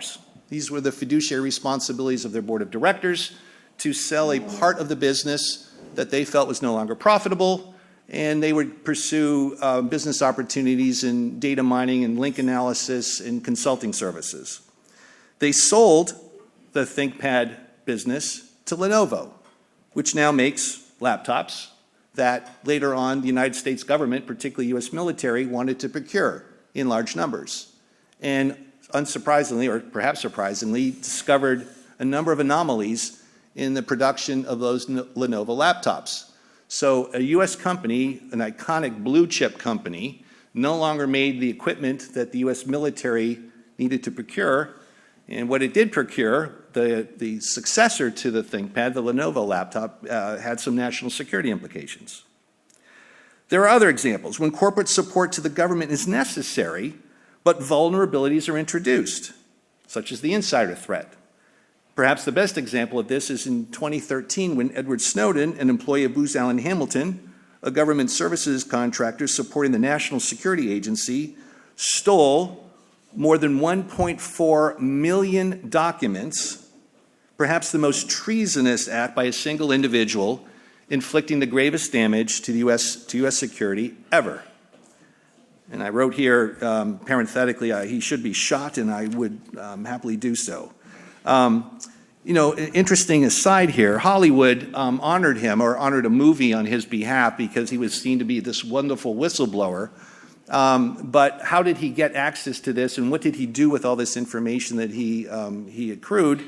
he shared it with the Chinese and the Russians, not your most democratic regimes on earth. Another example is when corporate leaders conduct their own independent foreign policy. In 2013, Eric Schmidt and senior executives at Google traveled to North Korea to meet with Kim Jong-un, despite President Obama's protest and what we have in the United States called the Logan Act, which prohibits individuals conducting independent foreign policy. Schmidt and his representatives of a multinational company were then not seen as individuals conducting unauthorized American foreign policy. So they would never have been prosecuted, but they were pretty much given a free ride to go to North Korea. When the roles and responsibilities of the public-private partnership are terribly complex and the consequences not evenly felt.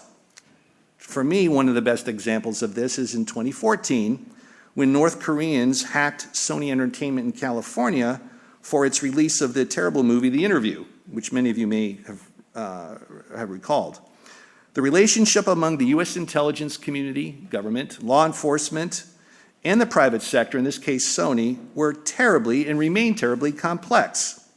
Were North Koreans parachuting into California, we would have no doubt that the military would be there to defend, but when a cyber attack is conducted, it's quite different. This is an interesting case, and it still goes on, of who knew what, who told whom, what were they told and when, how were they told, and who was to do what was not to be done, and when would it all be over. We're still working on that one. But it's another perfect example of the private sector and government managing and developing their partnership in ways that attest to the interests of both government and industry. Another example, when the specific terms of public-private partnership are challenged. Here I use the case of the San Bernardino shooting by 2 Islamic terrorists in 2015. 14 were killed, 22 were injured, and the FBI seized the iPhone that the terrorists had left on the ground and the FBI wanted to decrypt the phone and find out if there's more information. Many of you may recall this incident. Apple refused. So the FBI, not using Apple, contracted out with other firms, a Japanese, Israeli, Australian, it's still unclear who, to decrypt the phone. And a judge later ruled that the FBI does not have the right to disclose who or how the phone was hacked.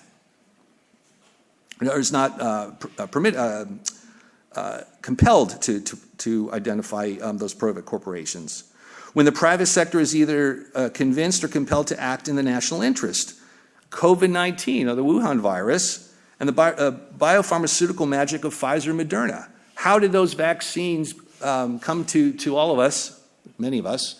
It's through the private sector, funded by government. Right. Ford and General Motors were 2 other companies in the United States that were compelled to produce ventilators because of their manufacturing capacity.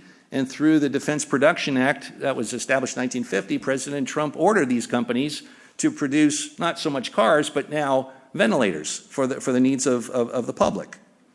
And there are examples, many examples, when the partnership is at its best. For example, DARPA, a government agency, the Defense Advanced Research Project Agency, brought us the internet and GPS that operate on the backbone of Lockheed Martin manufactured satellites and AT&T's space-based broadband network.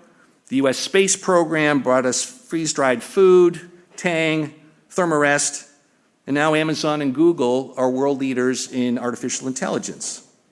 And of course, what many people consider the U.S. defense industrial base, now contracted to 5 major corporations, Lockheed Martin, Boeing, Northrop Grumman, General Dynamics, and Raytheon, make our tanks, our planes, our ships, our satellites, now outlined for the first time in a long time, President Biden's National Defense Industrial Strategy.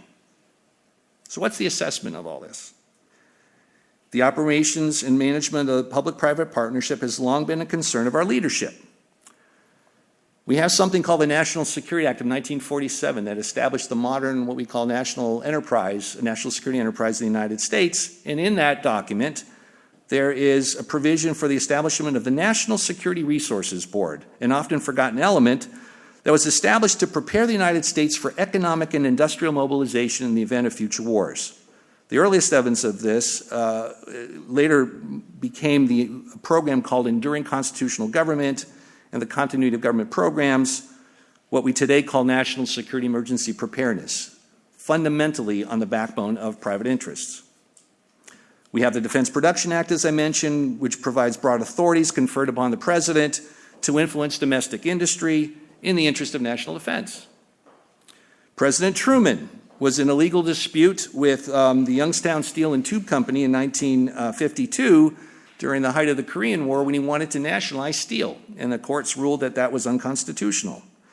I had a letter in a safe in my office of the 1950s where the National Security Advisor at the time, Robert Cutler, directed 10, let's call them titans of industry, to be responsible for the reconstitution of the United States economy if we went to war with the Soviet Union. Now, those names were not revealed in the letter, but one can assume one went to the chairman or CEO of AT&T, a major manufacturing company, perhaps Ford or General Motors, banking, agriculture, and the like. But clearly a recognition that the private sector was fundamentally important to the reconstitution of the United States in the event of a horrible war. Now, many of you probably are familiar with President Eisenhower in his farewell address in 1961, where he introduced the phrase the military-industrial complex, cautioning the American public and the councils of government that the combination of an immense military establishment and a large arms industry not acquire unwarranted economic, political, and even spiritual influence. Now, what he meant was that the political influence of the military, combining with this growing military-industrial complex, would accrue unwarranted political influence in our democratic process.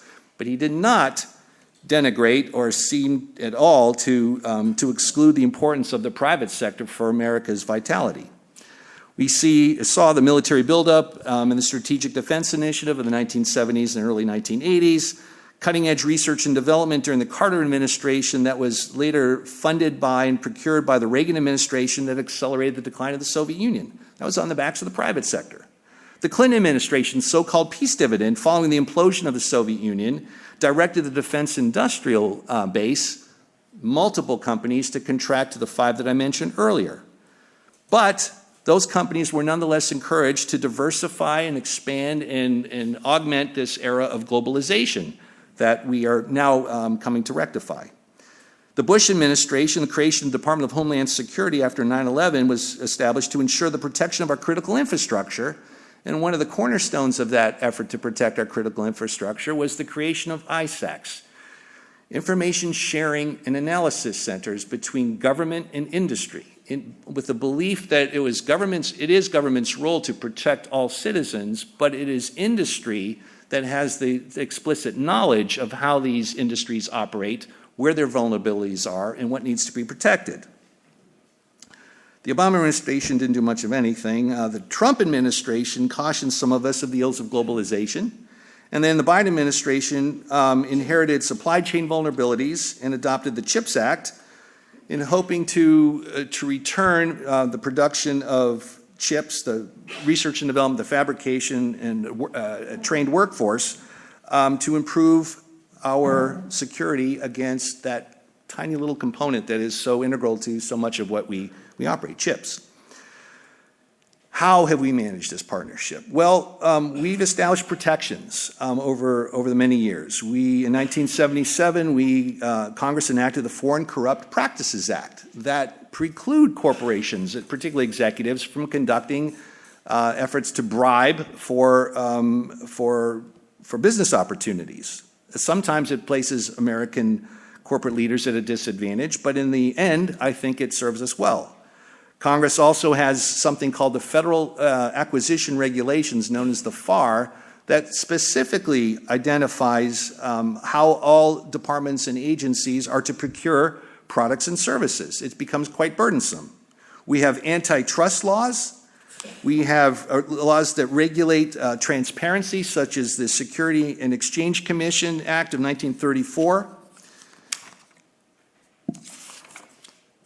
So we have introduced in our government means to regulate to the benefit of both the public and the private interests of corporations to serve the nation's needs. As you can see or hear, as I've said, private interests, the private sector, corporations are indispensably embedded in the fabric of America, and every generation since our founding has to manage them in partnership with government, harnessing the best of what they offer, restraining their excesses, optimizing their utility as national assets, as instruments of statecraft, tools of statecraft, or what I call corporate statecraft. Thank you very much.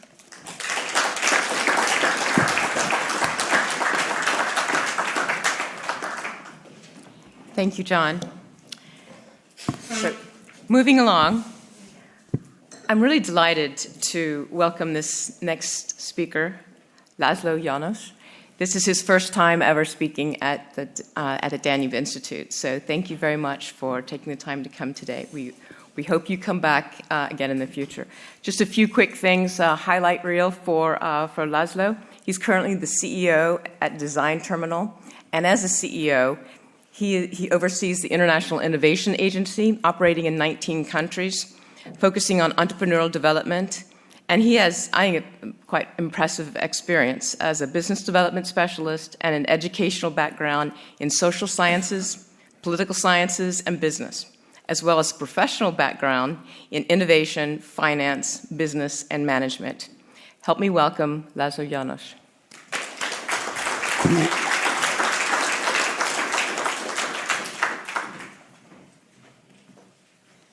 Thank you very much. I'm not a researcher, just a disclaimer, and I'm a bit ill, so please let me have a couple of thoughts on what I think about the public-private partnerships and why I think I'm here. And I will start with describing who we are and what is Design Terminal. But before that, I would like to ask the audience who is coming from the public sector. If you would please raise your hand. Who is from the private sector? And who is from academia? I would never seen anything like that. So it's such a great success to have an audience like this. And thank you very much for spending your time listening to me. As I was introduced, I'm László Jónás. I'm heading Design Terminal, which is an innovation agency. We run innovation programs throughout Europe in 19 countries. So actually what we do, we work with international institutions, who are working in any kind of industry. We build out their innovation programs and we execute it. So how is it related to this topic? These programs are all the time somehow related to public-private partnerships. So my experience in that years was about that. You cannot run any innovation-related initiative with a public-private partnership. Take, for example, Silicon Valley or the Apollo space program, just to have some American examples. So what we did at Design Terminal 10 years ago, when this kind of startup thing and all that was not that not in the mainstream. And what we thought is that if you would like to be able to set up an innovation ecosystem that runs well on the long run, you have to include the public sector, the academia, and the private sector in a way that enhances business. So not any of these three actors have more emphasis than the other. So what we started is that we went to the most important ministries in Hungary and to the most important corporations and told them that, guys, we do think that there are many innovative small companies in Hungary. You wouldn't have to call them startups because during those times startups wasn't that understandable even in Hungary. So we said that we would like you to meet them. And what we told also to these startups that we are not going to work with you for months and months, mentoring you, whatever were in these accelerator programs. We want you to meet clients. Can it be private or public? And we want you to show them what you do and earn your first client. So that was the first time when I met with this private-public partnership thing, even without knowing what this is. So what we wanted to do is to build business in a sustainable way. And it went quite well. As it was stated, we work in 19 countries, having different. We are one of the biggest ones, I'm sure, in Central Europe, but probably in the biggest, one of the biggest ones in Europe. So what we did, we started these programs, and we had our first success in the Visegrad region, where we thought that the Visegrad region, without public-private partnerships, not gonna operate properly in the innovation ecosystem. So what we told the International Visegrad Agency, which is now the public part, is that if we are able to position these 4 countries as a region, we will be able to attract better talents from the world. So the public partner was the International Visegrad Fund, and the private partners were the small startups who wanted to have a business. But the more important and most interesting, which I would like to talk to you about, is space. I know it's kind of a niche thing, but related to public-private corporations, it's something that's the most important, because you cannot expect a successful space business without public-private partnership. We are the ones who are running the innovation program of the European Space Agency, which is an international actor. And what they do is that in all of the member countries, they hire someone who is running a private company who is running their program. Why are they doing this?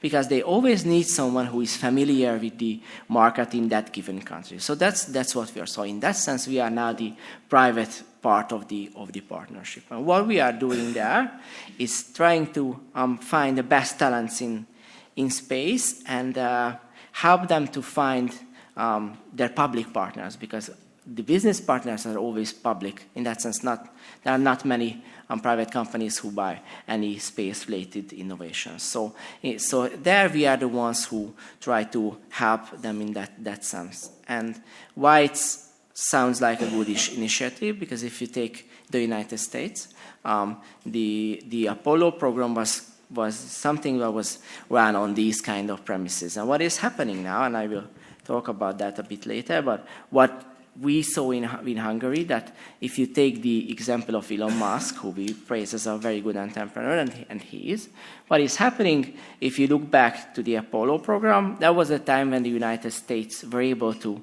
run a space program. What is happening now there is a private entrepreneur, he's able to do that, and not the state. So that is something which I would say the most important takeaway from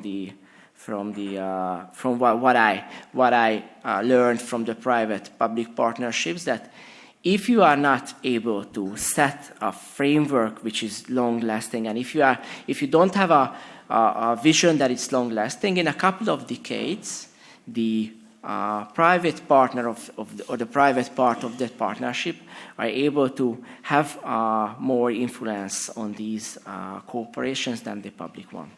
Thank you very much.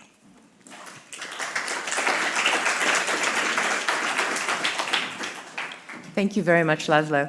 One of our objectives in putting together this public-private partnership panel today was to give you an insight, a snapshot view of public-private partnership from an American standpoint, and then from a Hungarian standpoint. So as our one Hungarian on the panel, László, thank you very much.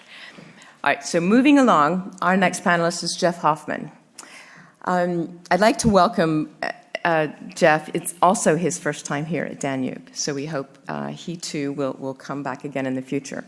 Jeff is a retired military and has been engaged in national security and the intelligence community for over 20 years, including support to the Trump administration in the National Intelligence Council. And he's been advising in cybersecurity here in Europe. And I do recall you were here in Hungary not too long ago, advising on cybersecurity. We talk about cybersecurity a lot, so I was very impressed with that. He is currently a professor at NYU, New York University, and he's president CEO of Cyber Intelligence Partners, LLC, and is the National Operations Director for Veterans for America First.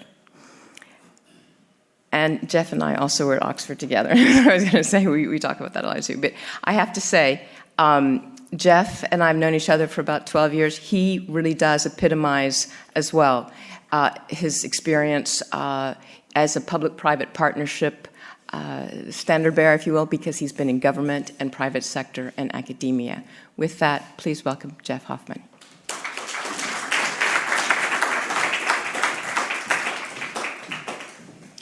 Thank you, Michelle. It's interesting to be here, as mentioned, as a placeholder to the corporate statecraft program that both Professor Tsagronis and Professor Watson. So not years ago, I was in a classroom, and they were teaching me the tradecraft of public-private partnership. But what is PPP? And let me make sure we got. And instead of me sitting back here and just talking, I wanted to put together this presentation to give you more of a visual impact of what private-public partnership is. Triple P, P3, it's an actually defined term and a very robust program with the World Bank, as you'll see. But I do give a few examples, and I have some examples in several sectors: innovation, public health, critical infrastructure, to include energy, transportation, and water management, defense and military-industrial base, which John has talked about already, and then an area that I see the greatest need for Triple P is cybersecurity. And I put this here. We were talking about Russia and Ukraine and the conflict, but it was 2006, actually, that the public-private partnership was proposed, and this was guidance provided initially by the United Nations. And this was during the G8 summit that President Vladimir Putin in Russia and St. Petersburg had hosted. And that led to a strategy for Triple P in how to defeat, how to counter terrorism at that time. This just gives you some figures, some facts. That's an older version of the Triple P worldwide, looking at costs. This is more current, I believe, 2023. But more importantly, it matches you up to the GDP of that particular country's region. So 2003, that actually should be 2023. Private sector investments in infrastructure was a little over $86 billion. Of that, China, Brazil, the Philippines, India, and Peru received the largest percent. And that was based on a World Bank PPI annual report. And again, that's 2023. For those that are more in the technical assistance area, I'll breeze through this, but these are the different types of Triple P, P3. And there actually are some tools. I mentioned the World Bank. They actually have a Triple P resource center. They have toolkits that businesses, academia, and governments can use to set up contracts. The Asia Development Bank that's an older handbook. The ADB is actually a part of the coalition with the World Bank. The UAE, the Ministry of Finance, has actually created legal authorities for Triple P and P3 in their country.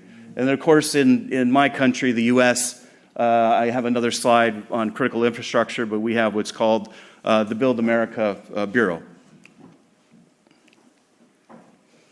The Heritage Foundation, which is a kind partner with the Danube Institute here, in 1999 wrote an education report on Triple P. And I met two good friends here from Canada. There you see Nova Scotia was an example in the late 90s.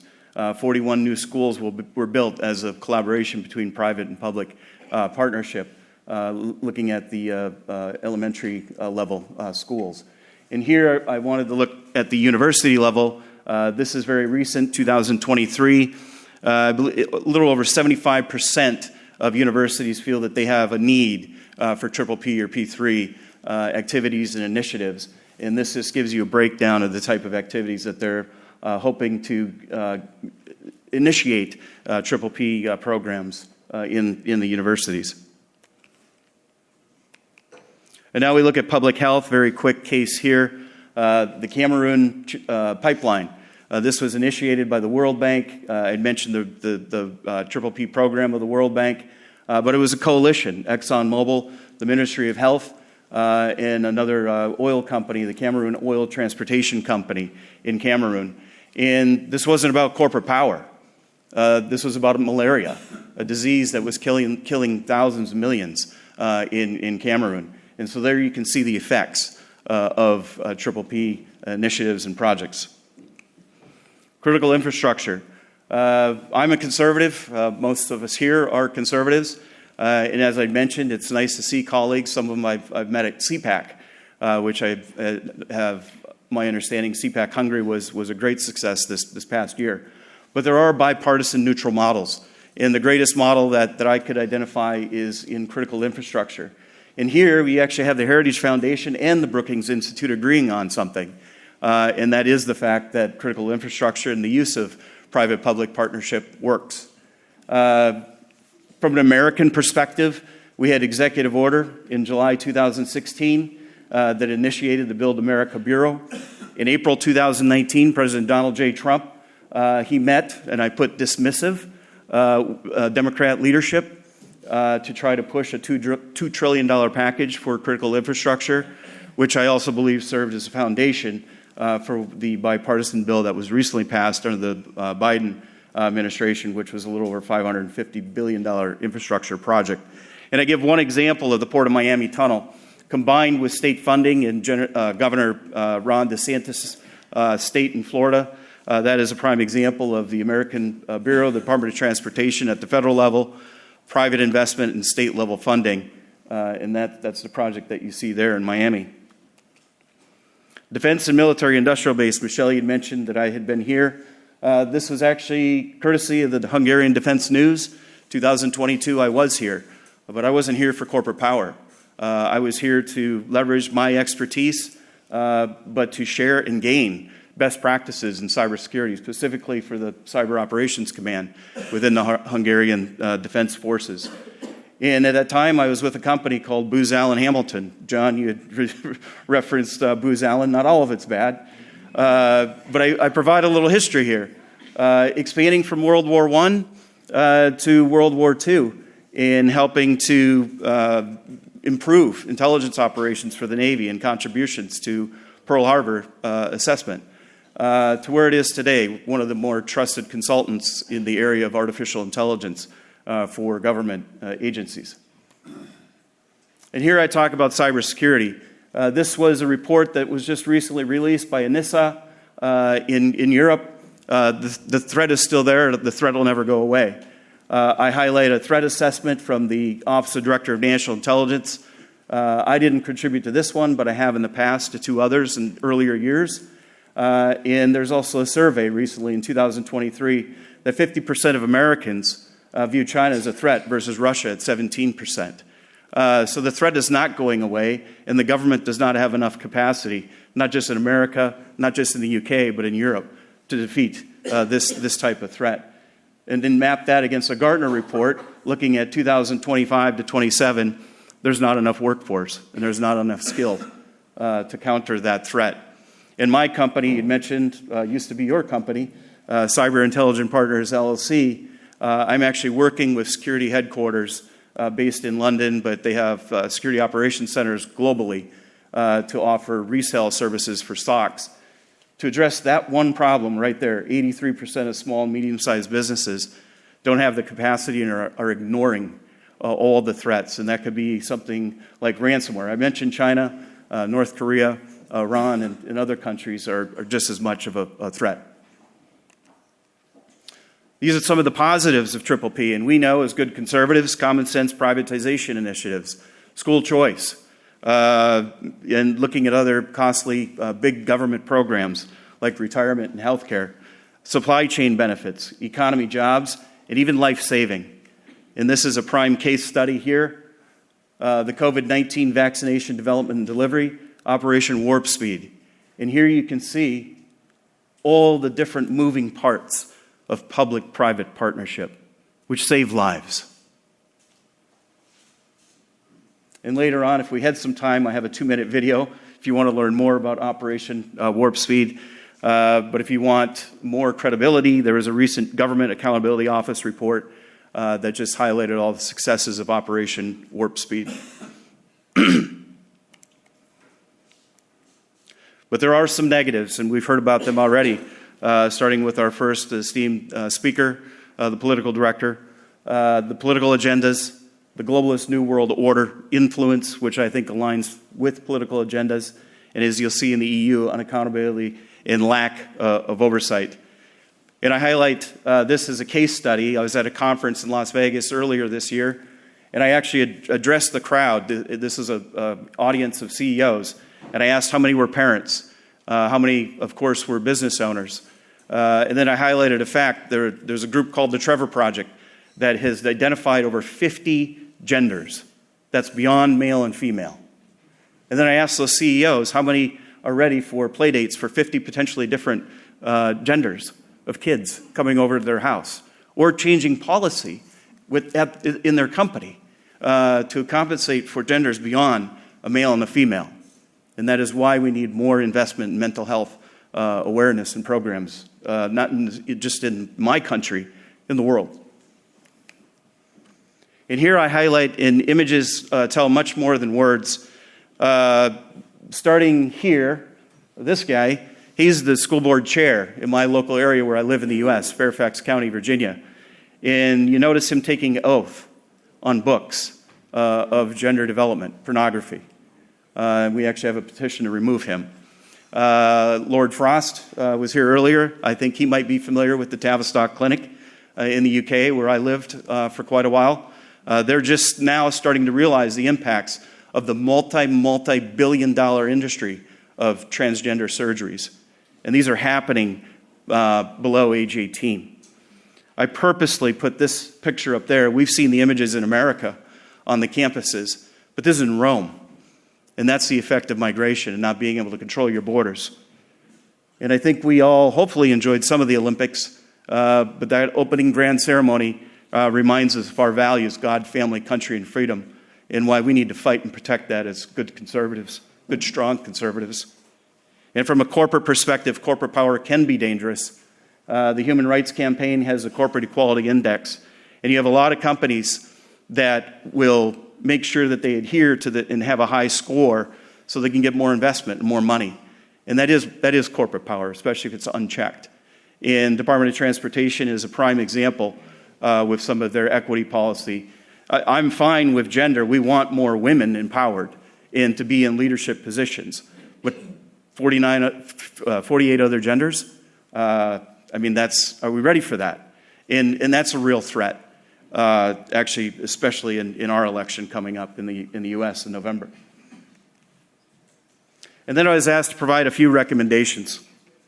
I believe that we should continue bipartisan solutions for critical infrastructure, transportation, energy, and other means of modernization.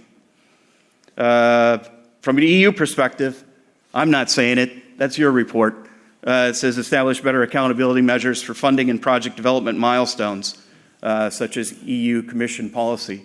But this was a report. The EU is involved in PPP and P3 activities and initiatives, but they do have some shortcomings, or you do have some shortcomings. And I also highlight increased PPP, P3 initiatives to support NATO and to help offset country member investments. A lot of countries are broke, and it's because of these liberal New World Order policies. Yes. And again, I highlight that this can help other countries' investments mapped to our U.S. funding, which is a little over 16%. And then finally, expand the DEI Dismantle Act, which VP nominee U.S. Senator J.D. Vance has actually introduced in Congress. Expand that beyond the U.S. and look at more robust international policies. And I'd just like to leave on this thought of two leaders that remind us that we can fight to sustain the values that I think most of us believe in, and that is God, family, country, and freedom. And I just want to specifically thank, with a very sincere thank you, Danube leadership and staff for having me here, and it's great to be back in Budapest. Köszönöm.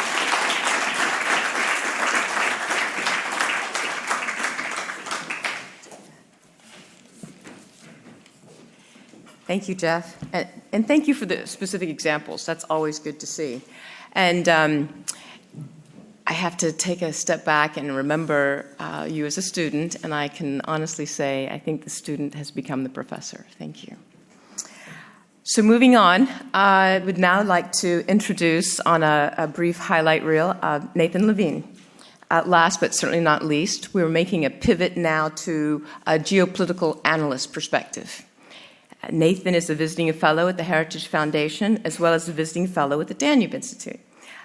As a geopolitical analyst and a consultant, his career has spanned both public and private sectors with a focus on China and Asia. He is truly a PPP subject matter expert, and we are delighted he could join us on our panel today. Thank you, Nathan.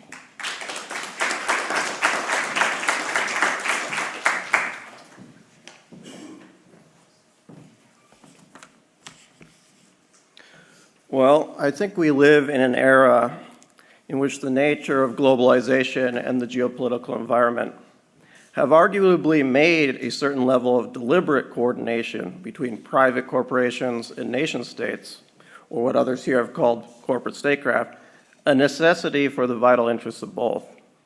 And nothing, I think, better supports this argument than the rise of China and its economic influence around the world. The Chinese economic model notably makes no clear distinction between corporation and state. Its government lavishes support on corporate national champions, while those corporations act not only in the interest of profit, but as agents of Chinese strategic national interests across the globe. This model, it must be said, has been tremendously successful, helping to fuel China's rapid economic expansion and challenge American and European market dominance around the world. Even sectors traditionally considered critical to American national security, like the defense industry and telecom, now see their supply chains often dominated by Chinese companies. In this context, the argument that corporate statecraft, such as the concentrated application of industrial, technological, and trade policy to restore America's defense industrial manufacturing base, makes a lot of pragmatic sense. Such coordination may simply be a necessity today in order to compete with China's much more extreme use of a similar model. Free market principles are not a suicide pact. But I want to take the responsibility here today of highlighting the fact that this public-private partnership approach also comes with some significant dangers and risks that we ought to consider and debate. There are, of course, traditional arguments against state-corporate coordination from both the political right and the left that you've all probably heard before. From the right, we are likely to hear warnings that state influence in the private sector risks undermining market mechanisms and that picking winners risks creating significant inefficiencies and distortions. From the left, we are more likely to hear that corporate influence risks distorting the government's responsibility to adequately regulate corporate behavior or to look out for the interests of workers and the poor, or that it enables corruption. Both of these critiques and risks that they highlight are real. But I want to focus here on a different risk, a different critique, which I believe is not only deeper and more relevant to us today, but which I'd argue we can already see causing significant and dangerous political and economic distortions across the Western world. The key problem, as I see it with public-private partnership model, is that despite the word public appearing in the name, far too often in practice, the actual public seem to be left out of this approach entirely. This is to say that the alignment of corporation and state that occurs through the public-private partnership model seems far too often to operate entirely outside the system of democratic governance. The interests of various stakeholders, corporations, NGOs, state bureaucracies, and numerous self-interested officials may be consulted, but the demos notably is not. In fact, often the advantage of the approach, as perceived by said stakeholders of both corporation and state, seems to be precisely that the public-private partnership model allows for a convenient end run around the obstacles of the broader democratic process and any potential concerns of the voting public. And once exempted and shielded from democratic accountability, policies and priorities pursued through public-private partnership naturally become particularly ripe for rent-seeking, regulatory capture, corruption, and abuse. Or worse, there develops a gross distortion of basic interests between the agents involved and their true owners, that is, the public. More and more often today, we see one particular distortion above all coming to the fore with the public-private partnership model, I believe. That is the synchronized advancement of so-called global interests over national ones. It is impossible, it must be pointed out, for those with global interests to align them with the democratic interests of a particular people, a nation. There is no global democracy, only national democracies.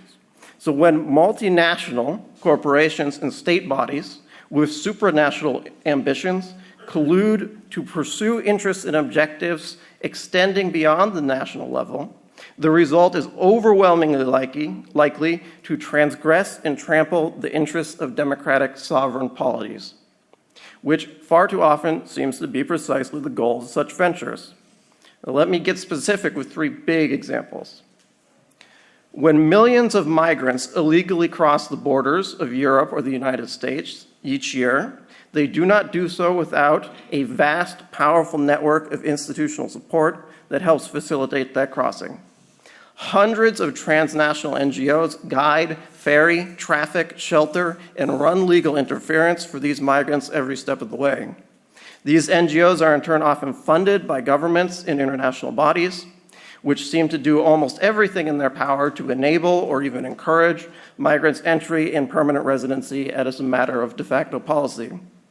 In this, they are aided and abetted by the corporate sector, which stands to benefit either directly, as in the case of the hotels, developers, and contractors who are funneled billions in taxpayer money to house and service new arrivals, or indirectly, as in the case of agricultural and other sectors that benefit from cheap labor. Not coincidentally, corporate interests have been among the most influential stakeholders to consistently lobby against the implementation of readily available mechanisms that could prevent illegal hiring and deter migration, such as in America, universal e-verify requirements for employment. As a result, there today exists what effectively could be described as an immense migration industrial complex. And what is this complex, I must argue, other than what we can call a sweeping public-private partnership in action? It is a collusion of state and corporation, along with quasi-state, quasi-corporate NGOs in a parasitic relationship with both, all working together to achieve a shared goal that benefits each of them across an array of material, demographic, political, and ideological interests. What no part of this partnership ever bothers to do, however, is to democratically consult or even at all concern themselves with input from national populations who happen to vocally object. Through joint public-private action, these democratic objections are simply circumvented and rendered irrelevant via fait accompli.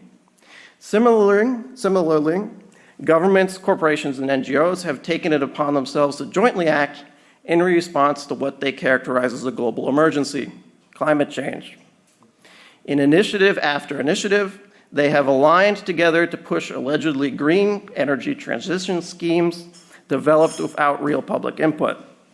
Whatever their stated intentions, what these public-private partnerships have served to do in practice is to significantly grow the scope of state power, while also using government mandates and huge subsidies to force into life entirely new, otherwise unviable sectors in which corporate players may extract profits from a captive public.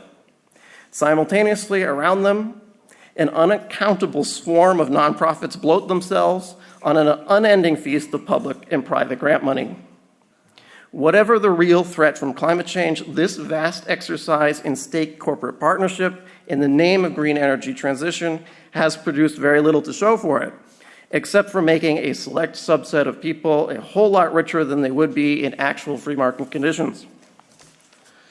Meanwhile, across Western nations, the common people suffer under an escalating tide of onerous and absurd regulations, energy inflation, and deindustrialization. But whether they are farmers in the Netherlands, factory workers in Germany, or lorry drivers in France, their cries of protest are typically met only by the mobilized forces of the state. To them, what public-private partnership looks like in practice is the forced redevelopment of their family farm at the barrel of a police water cannon. Relatedly, there could be no more glaring and shameful example of public-private partnership gone wrong today, in my view, than the censorship industrial complex. A vast, unaccountable, transnational network of international bodies, government bureaucracies, technology and media companies, and zealously ideological NGOs now works tirelessly together to systematically remove and censor politically inconvenient information from the internet, manipulate search results and algorithm feeds and AI models, boost chosen propaganda narratives, blackmail advertisers and financial institutions into sidelining political adversaries, and increasingly justify the outright authoritarian criminalization of dissenting opinions, as we've seen recently in places like Britain, Brazil, and of course, Brussels. Notably, the goal of this furious public-private effort seems to be overwhelmingly to manipulate and silence growing public criticism of, you guessed it, elites' anti-democratic use of public-private collusion on controversial issues like migration and climate change. But for much of the public, the cat is already out of the bag. In fact, we ought to recognize that the growth of so-called populist movements across the Western world can in large part, or in large measure, be seen as a democratic backlash against the increasingly widespread use of public-private collusion to solve nearly every controversial issue that arises. That is, to sidestep democratic debate and accountability on these issues in order to force through ill-considered progressive policy choices that all too often actively harm the interests of national populations. Such behavior is completely corrosive to public trust and democratic legitimacy of institutions of all kinds. Government and corporate leaders, therefore, had best be warned. If you don't want to lose your heads, metaphorically, of course, but perhaps someday literally, you had better act now to regain that legitimacy by more carefully setting boundaries and safeguards on the use of public-private partnership as a tool.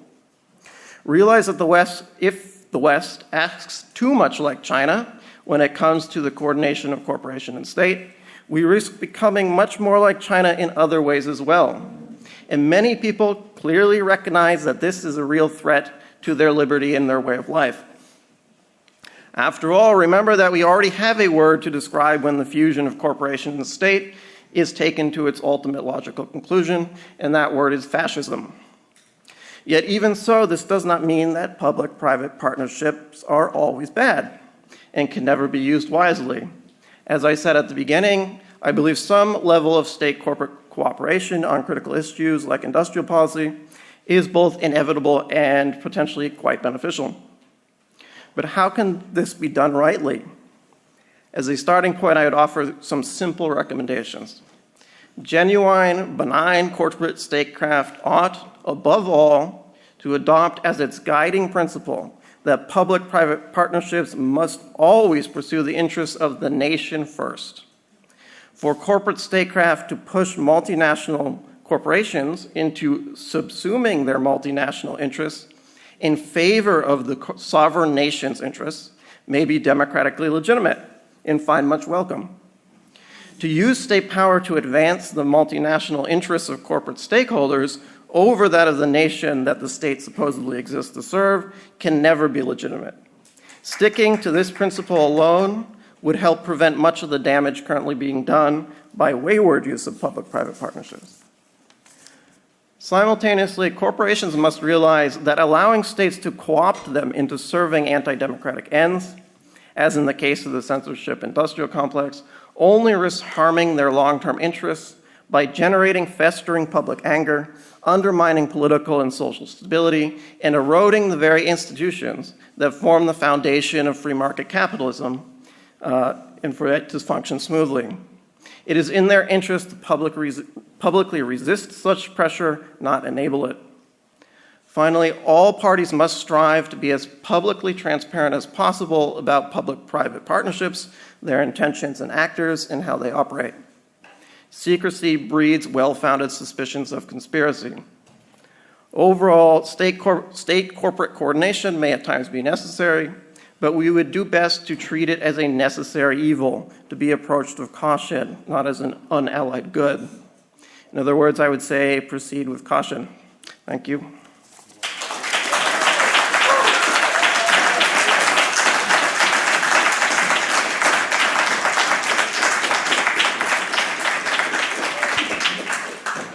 Is this on? Yes, okay. Thank you, Nathan.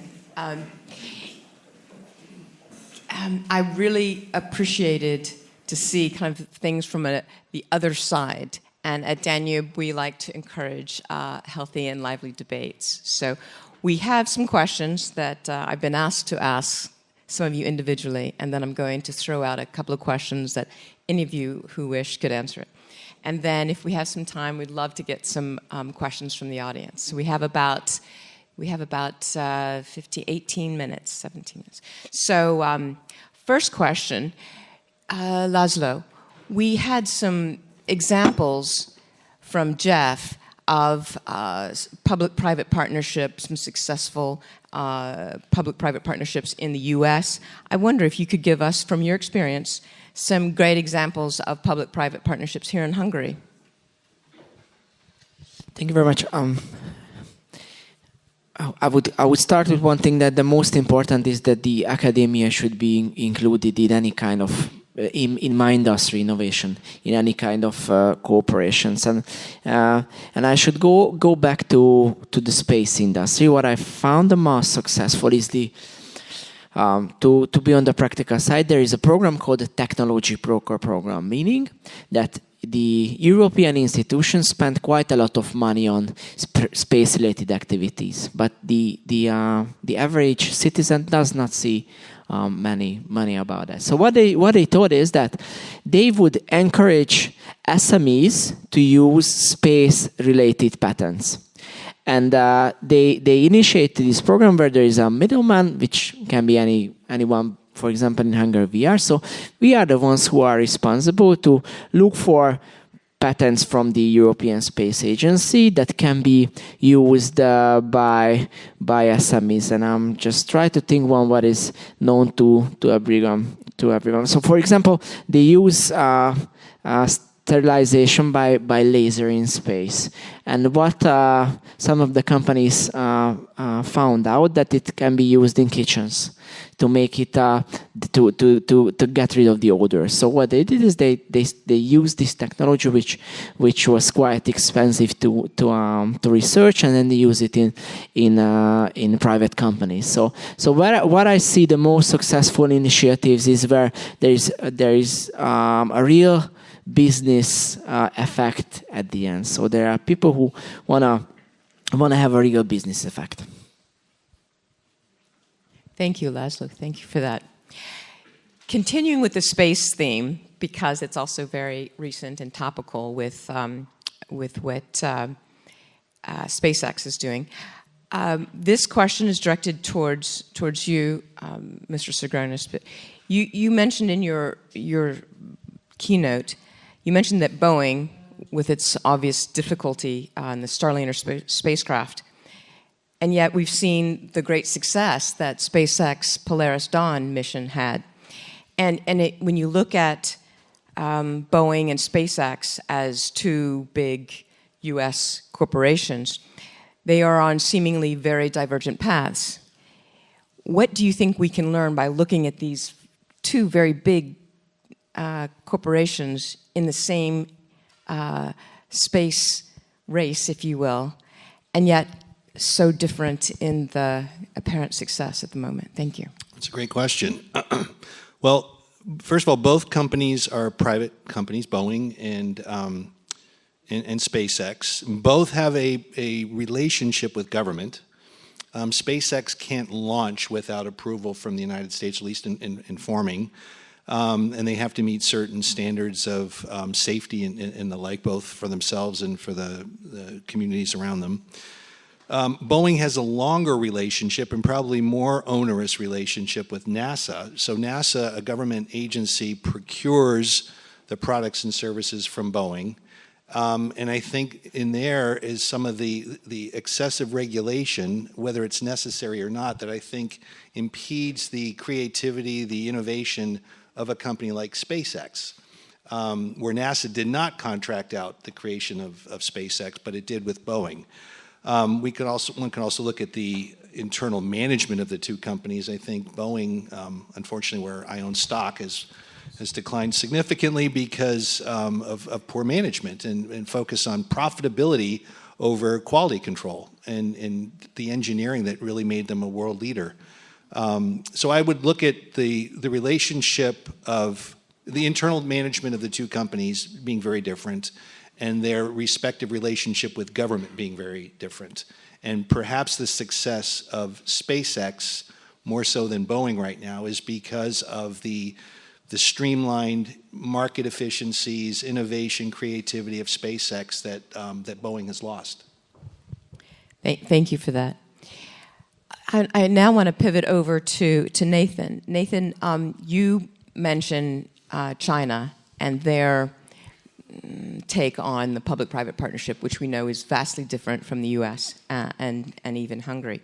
I know that the other panelists here all have China expertise, if not experience, but I'd like for you to start, and then other panelists, please feel free to answer from your perspectives if you wish, but I'd like to start with you, Nathan.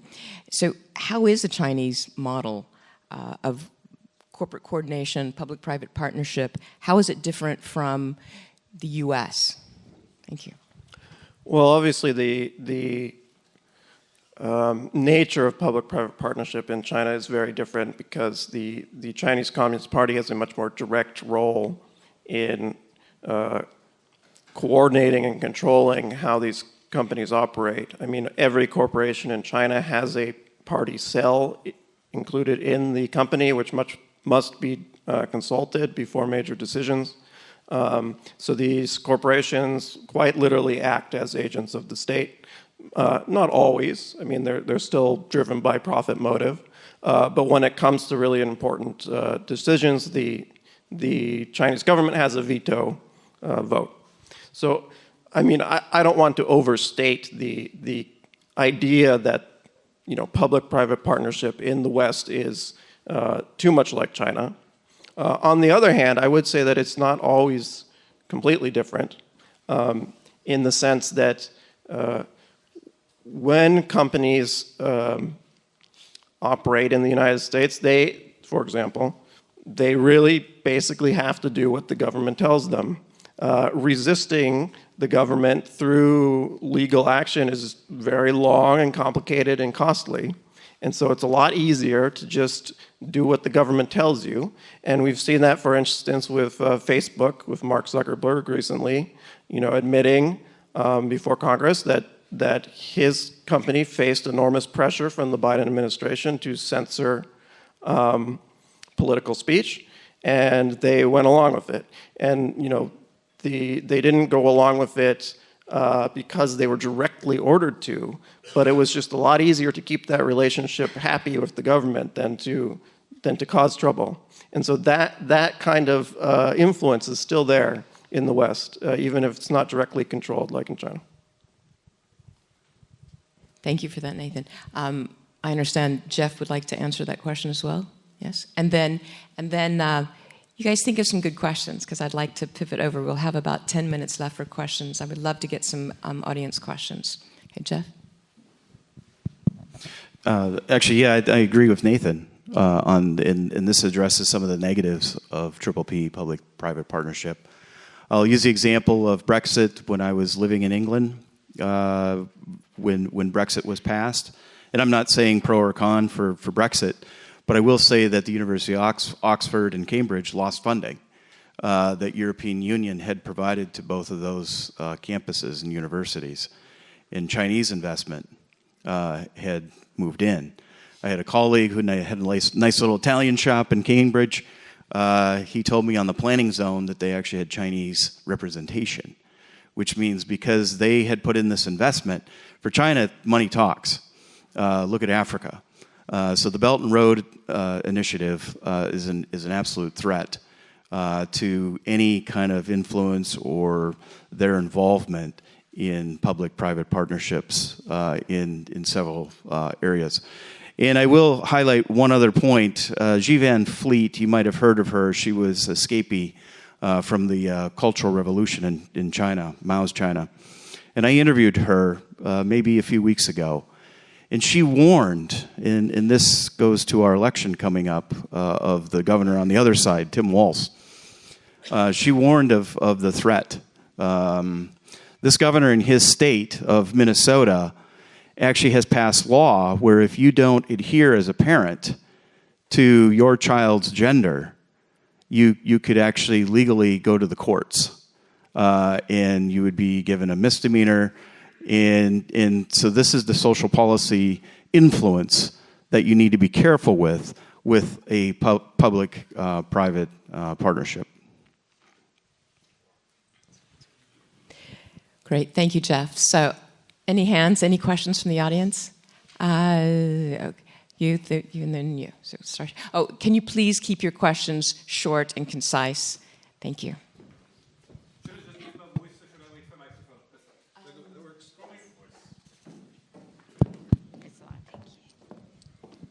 Just a very, very quick question. Can we make a distinction between purpose-driven and profit-driven public-private partnerships? Because China was mentioned, and I'm always wondering, when the Chinese set a goal, dominating supply chains in renewables, dominating the electric vehicle market, dominating semiconductor production, there's a clear set goal, and then they set to accomplishing it.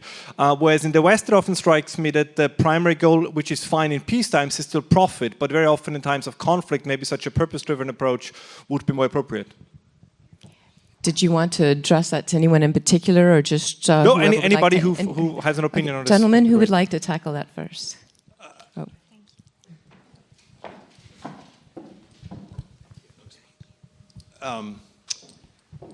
Governments can be seen as umpires, establishing the rules and overseeing the competition of the free market, or they can be an active participant. And my experience in observing a lot of private entities, so-called private entities in China, they may be engaged, and Western companies may be more familiar with economic competition that is overseen by governments and the laws and regulations of that economic competition.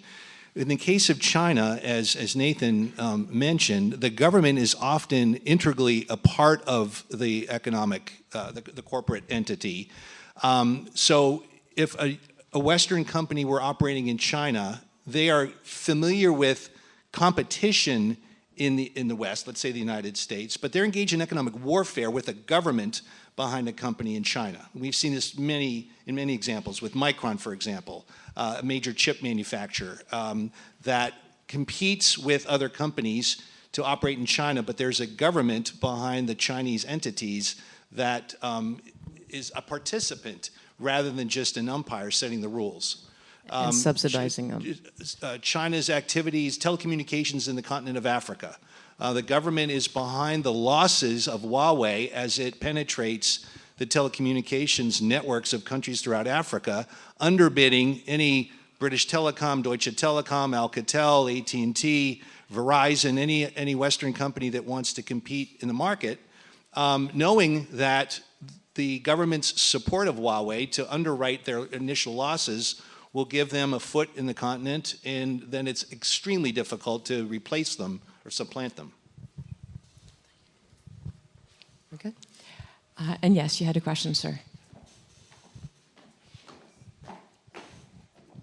Nate, I appreciate your speech today. Question, debating public-private partnerships. A public organization like the NSA contracts with the Booz Allen Hamilton employee, and what's left out of that equation and why Ed Snowden blew the whistles. 80 million Americans were surveyed against their wishes and their will, and that's why he released the data.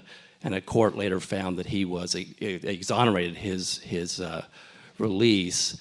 And to your point, I think maybe you could speak to this, but I mean, there was certainly he broke the law certainly to do this, to bring an issue to the people that were completely forgotten through a FISA court, through AT&T being forced by the government to do these things. And I guess my question is, how do you fix that? How do you fix that kind of thing so whistleblowers are protected, or there's a means that they can, stand up for the people? You advocated for the people. Well, the United States already has whistleblower laws. I think they are applied unevenly. And I think that, unfortunately, answering that question gets into some deeper issues in the country, and that the institutions only work that are supposed to be neutral, like legal institutions. If there is a genuine culture of legal neutrality and the rule of law, and a sense of the necessary virtue of taking seriously things like the right of whistleblowers to come forward, and that they may be a good thing.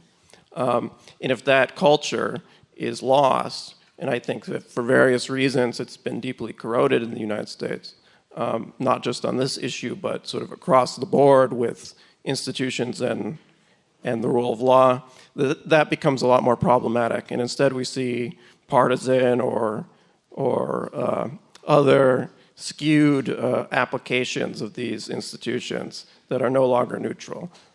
So how to fix that problem, I'm not sure I can say, but I think it's a deeper issue.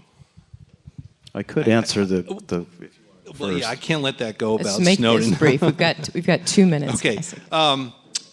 What Snowden initially revealed that got him a lot of his positive attention was the whistleblowing of something called the PRISM Project, which was an arrangement between the National Security Agency and telecommunications and information technology companies that were providing metadata to NSA so they could track the network of terrorist organizations, not spying on the communications of Americans, as some have reported.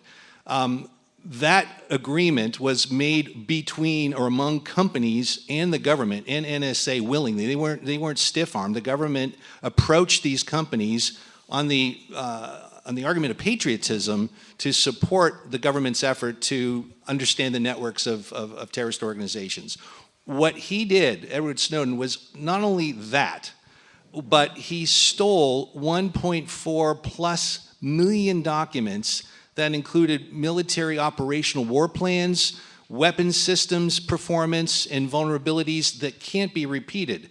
The loss is untold. There's no individual in history who has stolen so much information and shared it with our adversaries. That's why I think it's the most treasonous act that's ever occurred in our history.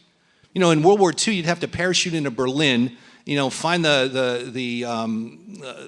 right building and get the right file and hope you steal the right folder of the Wehrmacht's plans. He was a systems administrator under contract as an employee of Booz Allen, under contract to NSA to provide systems administration support to the National Security Agency. And with that privilege, and he had a clearance, high-level clearance, he stole all that information and then exposed it with, I don't know what his motivations were other than a massive ego that was terribly misplaced. I can't let an acceptance of Edward Snowden go by without a comment.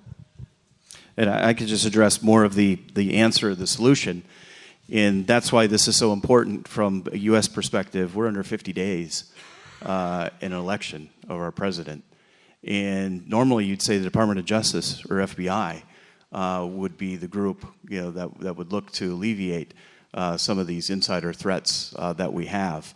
That same group, FBI, even in my home state of Virginia, they've actually had letters and orders to spy on parents who are speaking against these social policies that are indoctrinating our kids. And so I hate to quote UK Prime Minister Winston Churchill's finest hour speech, but October for America is going to be our finest month for conservatives. And Tim Walz, the governor, the VP nominee, he's been to China over the lifetime of his career, even when he was in the United States Army. You've maybe heard of the Manchurian Candidate. There are real concerns. There's actually a congressional investigation going on the background.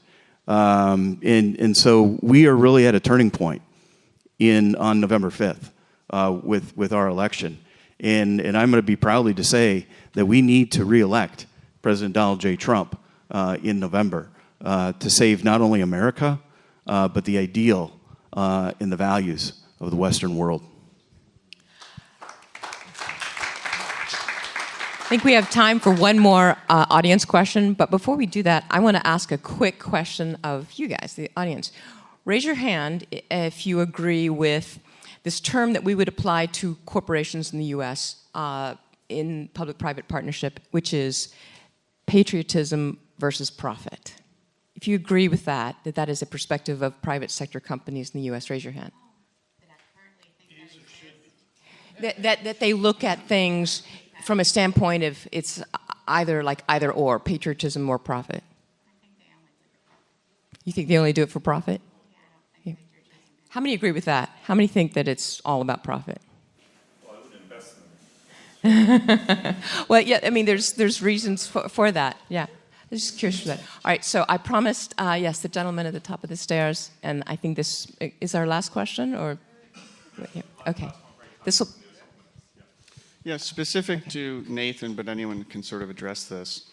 The Chinese rank their government, they give it very high positive trust in every poll that I've ever seen, whereas in the United States, Americans consistently rank their government very low trust. The Chinese model, I keep hearing about all the advantages of this model where the state has agents who sort of help direct corporations to serve the national interest, which over time helps them even in terms of the profit margins when they take over telecommunication, things like that in other countries. Is there any way that the United States and the West generally can sort of westernize the Chinese model so that corporations serve state and national interests instead of what seems to be the agreement that they serve multinational, globalist interests? Well,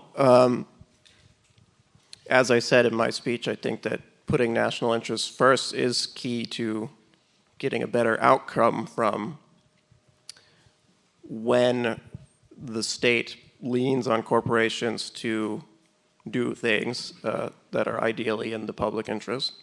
And so, I would caution first that the Chinese people probably do not approve of their government quite as much as the polls may suggest.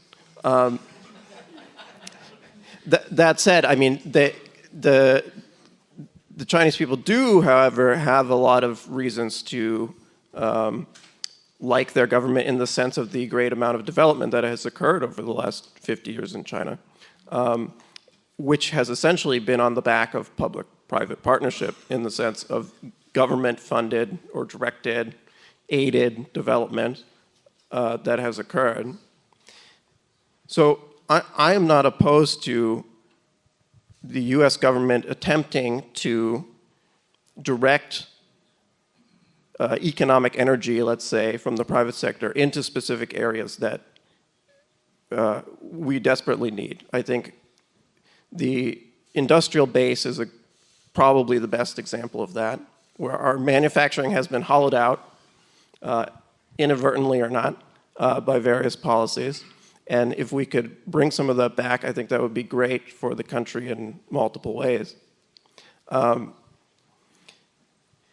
I don't think that we're going to have the kind of system that China has, where they're sort of very nationalistically hyper-focused on strategic goals. That's just not going to happen in the United States, and perhaps shouldn't happen. I am concerned, however, that some of these ideological goals that we see the Chinese government also enforce on society through public-private partnership could happen and is happening here. I think that's got to be our last question. I know, Eric, you had a question. I see that there's some others. I just encourage you guys to, over lunch, maybe come up and continue your lively debate and discussions with these great gentlemen. Please help me and give them a big round of applause. Thank you.